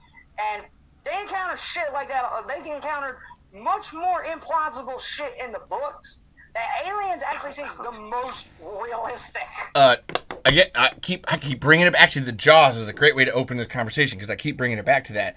Indiana Jones is based off of the 1920s pulp serials too, which are meant to be very over the top and like crazy and weird. It's not. It comes from a history of being kind of like out there, so it's not necessarily like too out there to say the aliens. That's not my problem with the movie. I don't know. I have other problems with it, but that's definitely not it. People like the CGI, and I get it, and they go, well, they didn't have that in the 80s. Yeah. But I did like the sepia tone kind of color that they did to make it reflect the 50s. I kind of like that. It actually was a pretty clever idea. And also, they said it in the 50s, and people fail to realize. And also people hate that Indiana Jones is older. They kept saying, just recast him like James Bond. I'm like, motherfucker, Indiana Jones is not James Bond. Like, let Harrison finish his run out for as long as he possibly can. Let the man die, and then you can do something else. Just reboot it over and over. I have the same... Sean Connery wasn't just in the first James Bond movie, and then they recasted him in the second movie without... No, he was in a good amount. Like, in total, he was in 6 James Bond movies. I mean, he had a comeback. I mean, somebody else played him after his 3 films. He played him like 3 or 4 films, then they rebooted it with a different actor. Then Connery came back for like 2 or 3 films. Then they rebooted it again. James Bond, every time they get a new actor, it's not the same continuity. It's a different universe happening over and over. Yep. They are constantly rebooting it. Which they can do with Indiana Jones. Like, you can do that with Indiana Jones, but I hate the idea of an older Indiana Jones still going on adventures. I kind of wish that they went through with actually having Mutt carry the mantle, or better yet, not even rebooting it, just pass the torch to somebody else. Yeah. That carries on, that basically carries on the Jones legacy, essentially. So, because I actually liked Shia LaBeouf's character in 4. Like, I thought it was, because he wasn't annoying to me. If anything, he was the opposite. Yeah. He's not he's not Jamie Kennedy in Tremors 5 and 6. Like. You know what? I think I need to rewatch Crystal Skull. You're making me kind of need to, I can't remember the last time I watched it. I think I might need to rewatch it to have another opinion on it. I always like doing that. Yeah, I think you should rewatch it. I say, okay, keep in mind, here's how I would watch the movies. Watch the prologue, the cold open of Last Crusade, you know, when Indy's a kid. And then as soon as the hat comes on Indy, stop the movie, put in Temple of Doom, watch that all the way through, take that out, then put in Raiders of the Lost Ark. As soon as you finish that, then put Last Crusade back in and finish the movie from where Indy's on the boat. That's ballsy. Like, damn. Yeah, where Panama Hat. And as soon as he gets the cross bag, and then finish all that, and then watch Crystal Skull. You'll understand why I'm telling you to watching it in this order, and it'll make perfect sense. Because Indy in all 4 movies has a character arc. Because he goes from this scumbag anti-hero, and by the end of the franchise, he becomes a true hero. Keep in mind, because this guy was Indy was a scumbag when we first see him. Especially in Temple of Doom, he's the worst in that. Because all he's worried about is getting money. He's just focusing on getting paid. He doesn't care Fortune about and glory. He's also a fucking misogynist. Fortune and glory. Yeah. No, that's the line that gets repeated. But the way they released it and the way they structured everything, it's just, yeah. The first time we see him in his true arc, he's a do-gooder Boy Scout. But when he loses the Cross of Coronado to Garth and his goons, Garth basically gives him a lesson going, like, hell, Garth is actually kind of Indy's mentor in a way. Oh, he's what forms him. There's that, that. And like, I actually look at Garth, I'm like, I actually see a lot of Indy in Garth. Oh, yeah. Like, I even love the look on his face when he sees Indy just running like fucking crazy. Like, he's pissed at first, but then he just goes, but this, his boy, the way he said, the look on his face is kind of like, yeah, I see a little bit of myself in that kid. You son of a bitch. No, he's like, damn. Like, that grin on his face is like, okay, this guy, see, I want to do a prequel that focuses on Garth. Because he seems like a damn interesting character. Even though we don't get a whole lot of him, that character made an impression on me. Made an impression on me. Like, he definitely left an impression on me. I was like, I kind of want to know his story. Who are you, sir? Like, they call, apparently, also, don't you love in the fucking Lego Indiana Jones game, they just call him Fedora? I'm like, his name is Garth! I didn't know they did that. That's pretty funny. Like, that is funny because he gives the fedora to Indy. I'm like, I kind of want to see, like, Garth and Indy kind of going on archaeological digs and Garth teaching him a thing or two. That would be awesome. Seriously. The only problem is, you can't really do that. You could do that nowadays. If because, if Disney Lucasfilm would actually allow me to do something like that, greenlight such a thing, and get the people who originally wrote the scripts, or better yet, get George Lucas, because I'm like, okay, look, I know y'all want to distance yourself from Lucas when it comes to Star Wars, but at least let me get his opinion on what I could do with a certain character that only appears who only really appears in one part of Last Crusade, because I think this guy's kind of interesting. And I just want to see how he would go about it. Like, more has been done with less. Potential prequel film, and I just go, look, just let me do my own thing, and... But knowing Disney, they're going to go, ha ha, no. Who cares? Ask anyway. Try anyway. Fuck it. Yeah, I definitely would ask and just go, look, I kind of want to do a prequel film, another prequel film that takes place way before Indy. And it's not even really about Indy. It's more about the guy who essentially was Indy's mentor. Have you never seen Better Call Saul? Yeah, because that was because that surprised me that was a prequel to Breaking Bad. It's a prequel about a spin-off character. That was like a spin-off. Yeah, I mean, it is a spin-off, but it's a prequel. No, I was more saying you can just take a character and just be like, well, we'll make a whole fucking thing about it. Why not, man? I also do love the episode he appears in. In Breaking Bad. It's called Better Call Saul. In one of the last episodes in one of the episodes in the last season of Better Call Saul, it's called Breaking Bad. Oh, nice. That's funny. I was like, okay, that's funny. That's some good shit. Yeah. Yeah, we talk about a shit ton. I still got a lot more. Oh, have you seen The Batman? Oh, yeah, I actually really like that movie. That's a good movie. That's a weird... Okay, I must say, it's more art film than a superhero movie, but... It's actually more of it's more or less like Zodiac and Seven. It's much slower paced. That's what I mean. It's like, longer. it's not a superhero movie. It's kind of like this weird indie art film, and I'm just like, okay. Yeah, it's like it's a detective film. It's a noir. That's what the word you're looking for. It's a detective noir, but it was just more like, it's just really like strange. I don't know. I like it. Where I'm like, okay. Yeah, I love that movie. Weird. Sadly, that's a movie I can't really rewatch start to finish. I have to watch parts of it because it's a long movie. And it's a movie that you love, that you know is a good movie, but just doesn't have a whole lot of rewatch value. I'll give it that. I'll give people that. Like a lot of people that. I'm like, yeah, it doesn't have the same kind of rewatch value as like Man of Steel or something, or BVS, because even though they have problems, they're still rewatchable. When it's fun, it's rewatchable. Yeah.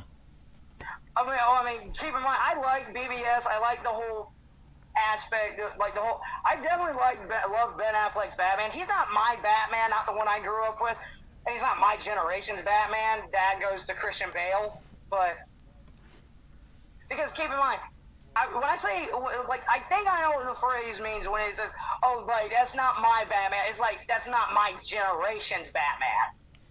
Or not my personal favorite. Not necessarily like, not mine, because when people use that, like, that's not my Batman, but he's pretty good.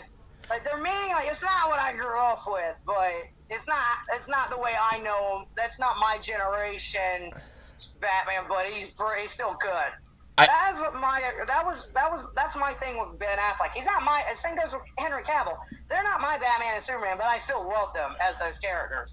I'm a huge Doctor Who fan. My Superman and Batman are Michael.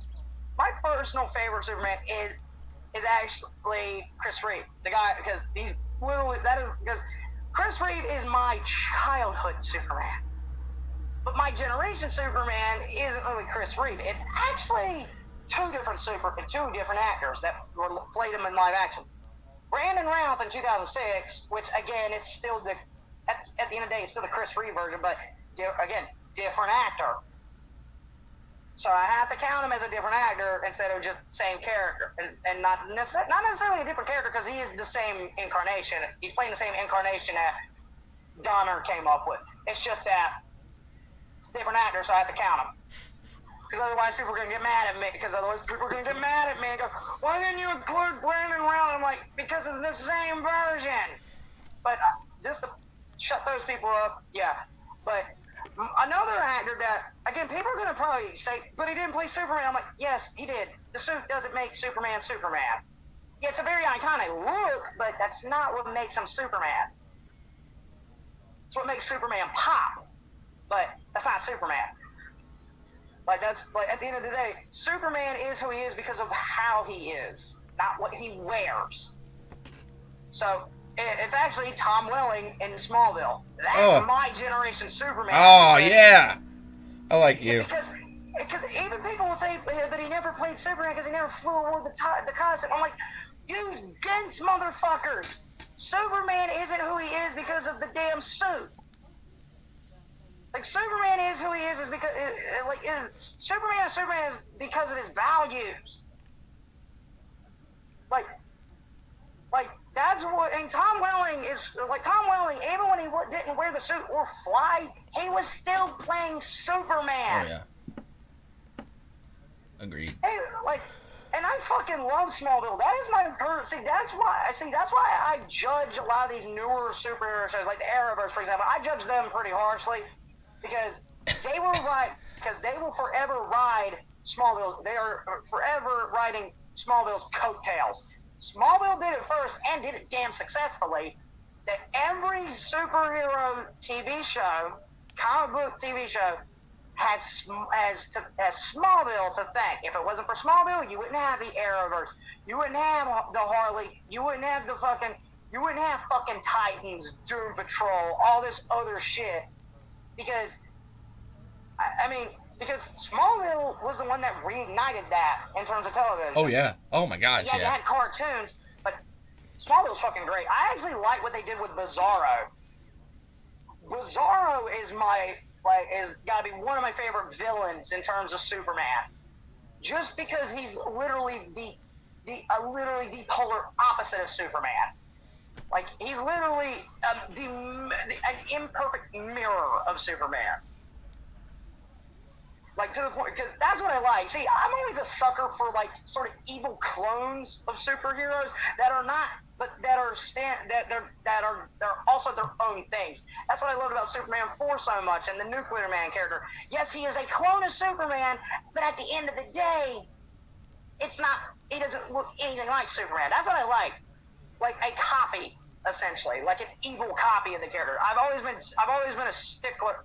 That's always because that's what I grew up with. So I'm obviously gonna like that. So that's why I like characters like Venom, and Batman doesn't really have that kind of equivalent unless you want to count the fucking Joker. But no, that's just the yin to Batman's yang. There are two sides of one coin. But you don't really have a character that looks at Batman then copies like his style. That's also just a supervillain. You don't get that. Batman's the outlier, but for characters like, well, you have characters like Superman, and they got Bizarro or Zod or Nuclear Man in Superman 4. Again, the Nuclear Man was always one of my favorite villains, even though they did little to nothing with him. I like it. I like that character because there's potential with him to make him legit intimidating. But and also when you look at Mark Pillow just saying when he's not saying anything, he's not growling like a maniac. When you just see him stand there and stare with that evil look on his face, it's legit intimidating. He has an intimidating kind of presence to him. So when it's the same thing when I said about Anakin Skywalker and Hayden Christensen in Revenge of the Sith. When he's just not talking and he's just required to act with his facial expressions alone, he's legit good. Like, and I do believe, and hell, I recently watched the Obi-Wan series, and I think Hayden got better. Like, he's actually legit good as Vader, even though he's not speaking as Vader. Until, like, the mask actually came off, until the mask got damaged. No, I haven't watched Obi-Wan, but I've been reading that. I think he's grown on me over time. It's not, you can't blame anyone in the prequel for the dialogue that they were forced to say because George Lucas... The dialogue I have an issue with. Ignore the dialogue. All that himself, and he didn't have anybody to help him polish it. I have to say, I personally don't like Star Wars, so... Yeah, well, I mean, to each their own. Vilify me. Okay, but I'm not going to go back and watch all the movies again because... Because all the people... Because it's mainly because everybody on Twitter now and just... They're making me kind of ashamed to be a Star Wars fan. I'm burnt out. I'm just burnt out on Star Wars. I feel that. Like, we're getting so many damn projects. I'm burnt out. I'm done. I will do more fan projects, though, because I want to do Star Wars fan projects, but I am just so burnt out. But then again, I do want to start making movies at some point. Me and Dan are working on script. Well, Dan's working on. I actually pitched something to a buddy of mine, Dan. You haven't met him yet, but I'll introduce you to him at some point. But me and him are working on some stuff. I actually had this idea, like to do like this kind of like this Last Action Hero thing, not tone wise, not a satire, but take that concept that they did. But like, I basically had this initial idea because this was an idea I toyed around with for years before, even years before I met Dan, and it was just something I kind of would daydream about. Like, oh, wouldn't it be interesting to jump into any movie you wanted to, and just not necessarily, just kind of what repercussions would there be? But with that, like, in terms of not really changing the film, it's more or less what if it was just everything we know that's as fiction, movies, games, comics, TV, whatever. But what if somewhere out there in the multiverse, there is a world where that stuff is real? So everything we watched really happened in the somewhere in the multiverse. So I thought that was interesting, but that wasn't the initial idea. It's just like, what if someone created a device that could transport you Matrix style, but instead of just your consciousness, it's your whole body. Like, you just actually transfer you yourself into whatever film you want. Like, there's potential with that idea. Even though it's been done before, I want to see it done more often. And so that's what I had. And then me and Dan came up with this like idea. Originally, I had an idea just to be one movie and maybe continue it if it's successful enough, without necessarily hinting that there will be more. No, like, let's see how this one does. Let's see if it can work as a standalone, and then maybe if it's successful enough, and if more people want to see more where it could go, we'll do more. But then Dan had the bright idea, like. But then I made a joke to Dan at one point. I was like, this actually. Then I started thinking about it more, and I was like, no, there's actually a lot that can be done with a story. So let's do a trilogy. And then I made a joke to him that he took a little seriously, and we're doing I guess 7. Because I had to joke. I was like, oh, what if we both did 2 cuts of the same movie? That were because I remember like when the 2 Exorcist prequels were made, they were the same movie, the same point A, point B, just a different way of getting there. I thought about doing the same thing with this movie. Like Dan do his interpretation, I do my interpretation. But I don't think I actually wanted to do it That way, I just made that as a joke. Because I was like, man, if we make this, I just want to be on the set as much as possible. I just want to film as much as possible for as long as possible. Because I initially had the idea, let's just do the 3 movies kind of back to back. Like once we finish the first filming of the first movie, we start writing the next one. We start filming the next one right afterwards. So we start working on all the scripts, like kind of simultaneously.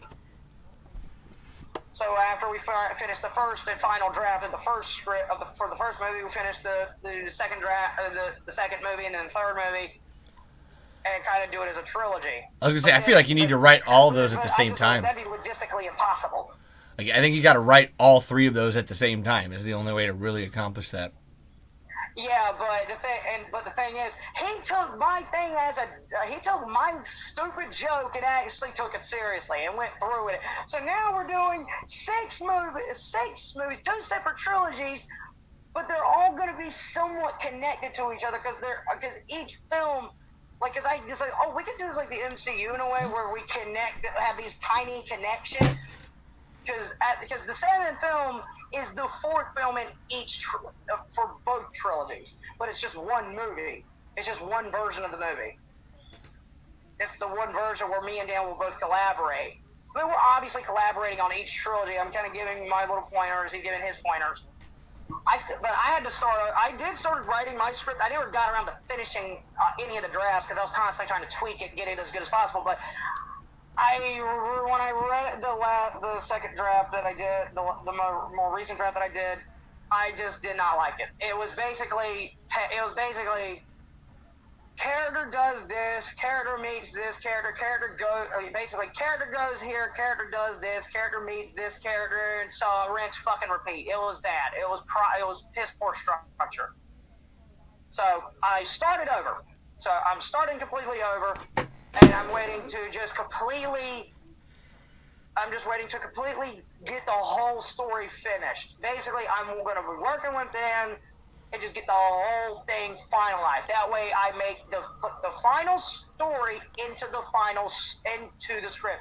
When I'm happy with the way I want the story to completely go, for the first movie, I want to put that in the script. But I have to be 100% satisfied first. Because keep in mind, this was my idea. Now, how we're gonna end up making it? That's gonna get it greenlit and actually made with us completely involved in everything. Because I don't want anybody else attached to it, writing or directing wise. Well, you gotta start writing the script. Well, I mean, Dan has actually finished his script. He's tweaking it, but he's been having a hell of a time trying to get it to me. Well, come on then, brah. No, we've been having technical problems, because we would use Google Docs. So whenever one of us made a change in the script, we could both see it, and we could see the changes as they're being made. Oh. Problem being, with Dan's script, it got to a certain point, like in the very early in the damn movie, and I couldn't see the rest of his changes. Oh shit! Google Docs was not showing all of his changes. So even though it was showing when he made the changes, it wasn't showing the actual updates and additions. So I couldn't see any of the edits, even though his script was completely finished. And he tried to send it to me by a PDF. That didn't work. He tried to mail it to me by a snail mail. That didn't fucking work. So at this point, I told him, dude, at this point, you're gonna have to come down to my state and literally just hand deliver it to me in damn self. Well, shit. Yeah, we're having a lot of issues, and he doesn't live in North Carolina. Like, he's kind of all over the place. But he's from New York. He lives in New York, technically.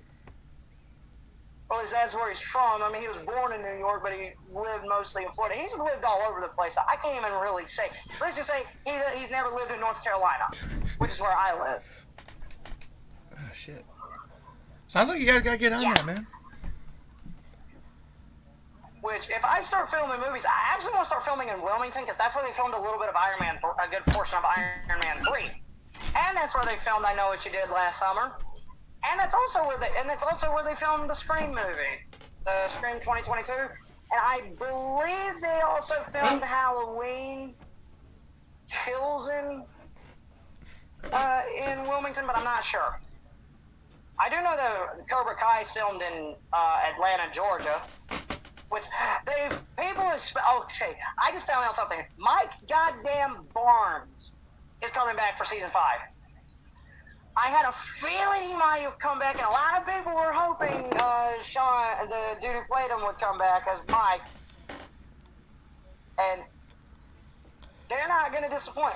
That has got to be one of my favorite streaming shows now. And I make sure, and I like that Netflix doesn't do that. We'll do the half the season, or we won't do. We're gonna release each episode weekly, like a goddamn fucking broadcast television. No, you're not broadcast television. You have no reason to release them weekly. They're already finished. Just release them as a binging thing. I go both ways with that sometimes. Where I love the binge model. I love my episodes. I love my episodes all at the same time. As a streaming series, people don't watch streaming shows to watch them one at a time, 1 day a week. They watch their shows to binge in one sitting. Not everybody. This is where I really got it. Like the best discussion generation actually happens from the shows that come out weekly. I do have to point that out. When you have a binge show and you drop it all at once, you lose all of the week to week to week to week speculation and discussion that you would normally get, which is a huge thing. Like as a TV viewer, again, you get the whole story, and it's more convenient. Well, but this is where, all right, as a personal downloader, this is what I actually always do. I just wait until the fucking whole season comes out, and then I download it all at the same time, and then I binge it myself. It's called self-control. Yeah. Yeah, because when you're at home, like if you're at home and you own it, you're not going to wait. You're not going to watch one episode a week. You're going to watch it all at once. Or at least, I watched Supernatural on Netflix, and I didn't do the weekly thing. No, I watched every episode pretty much all at once over the course of a month. Some shows do that better than others. The entire show, all 15 seasons, earlier this year, and I finished it in the course of maybe a month or so.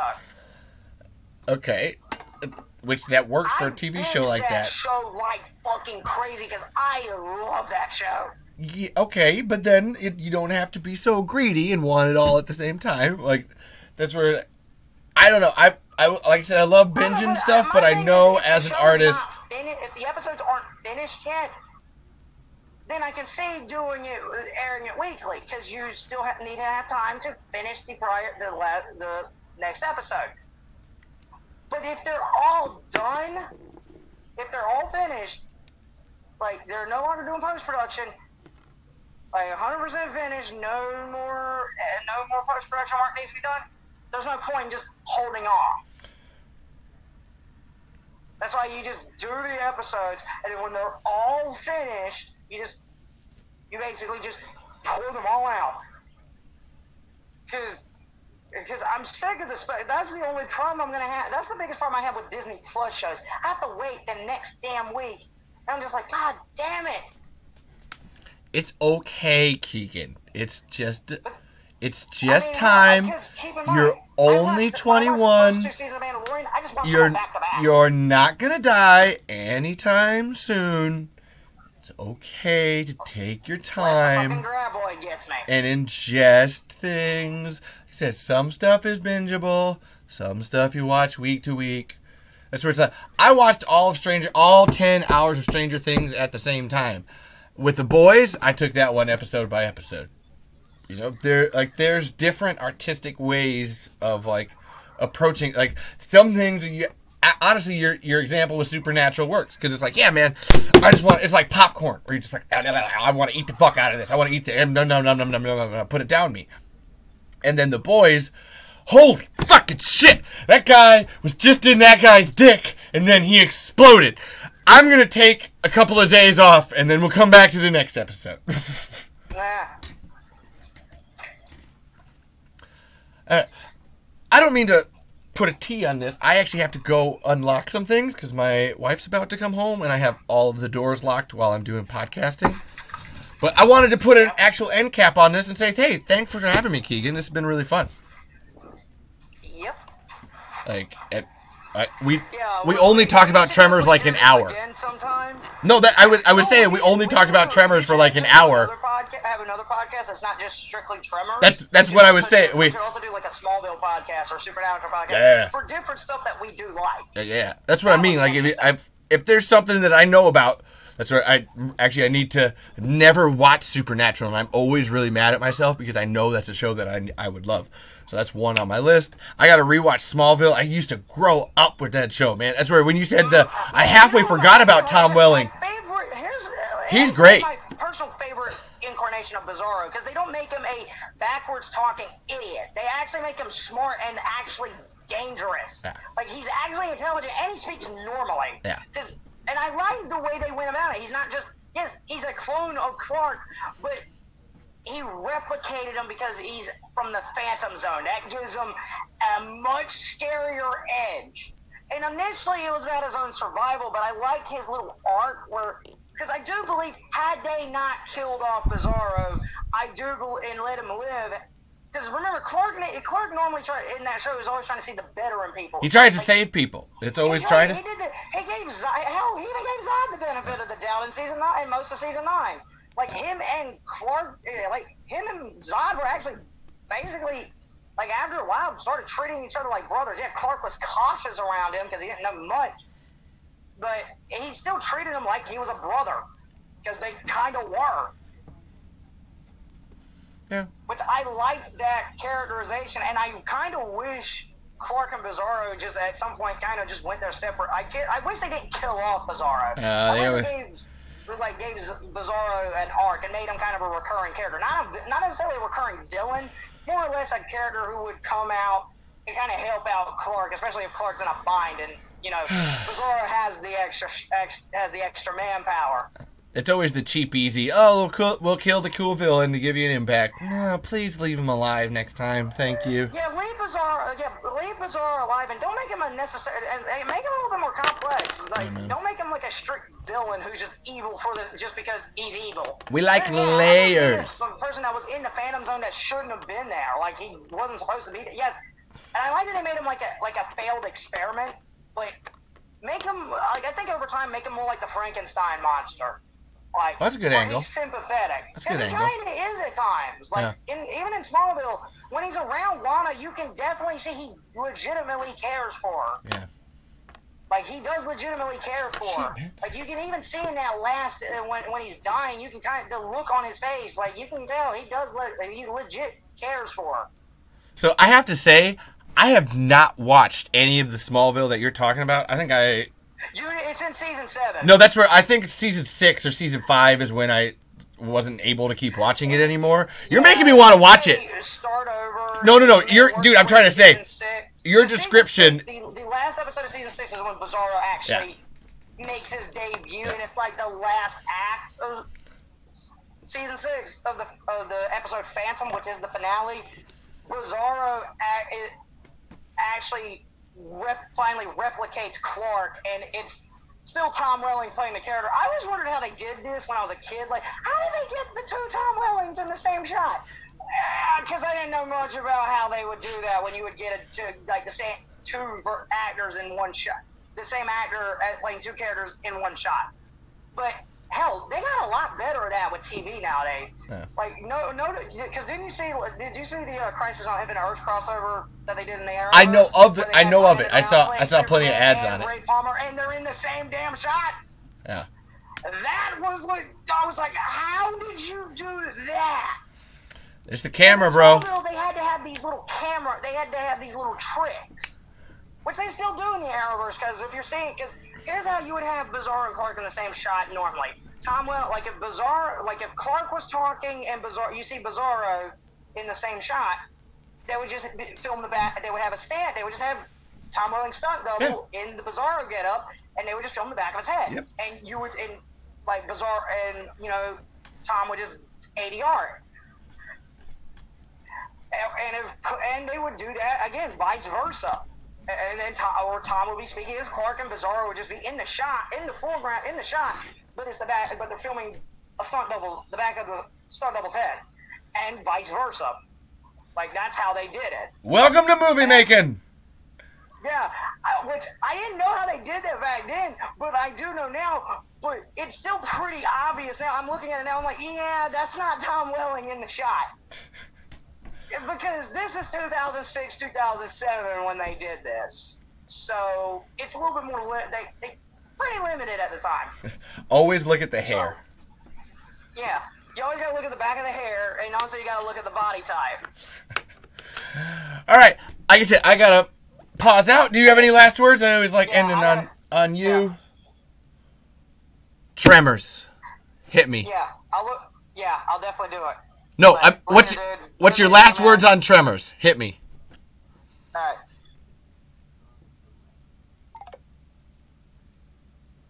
Oh, wait, I lost it. Oh no!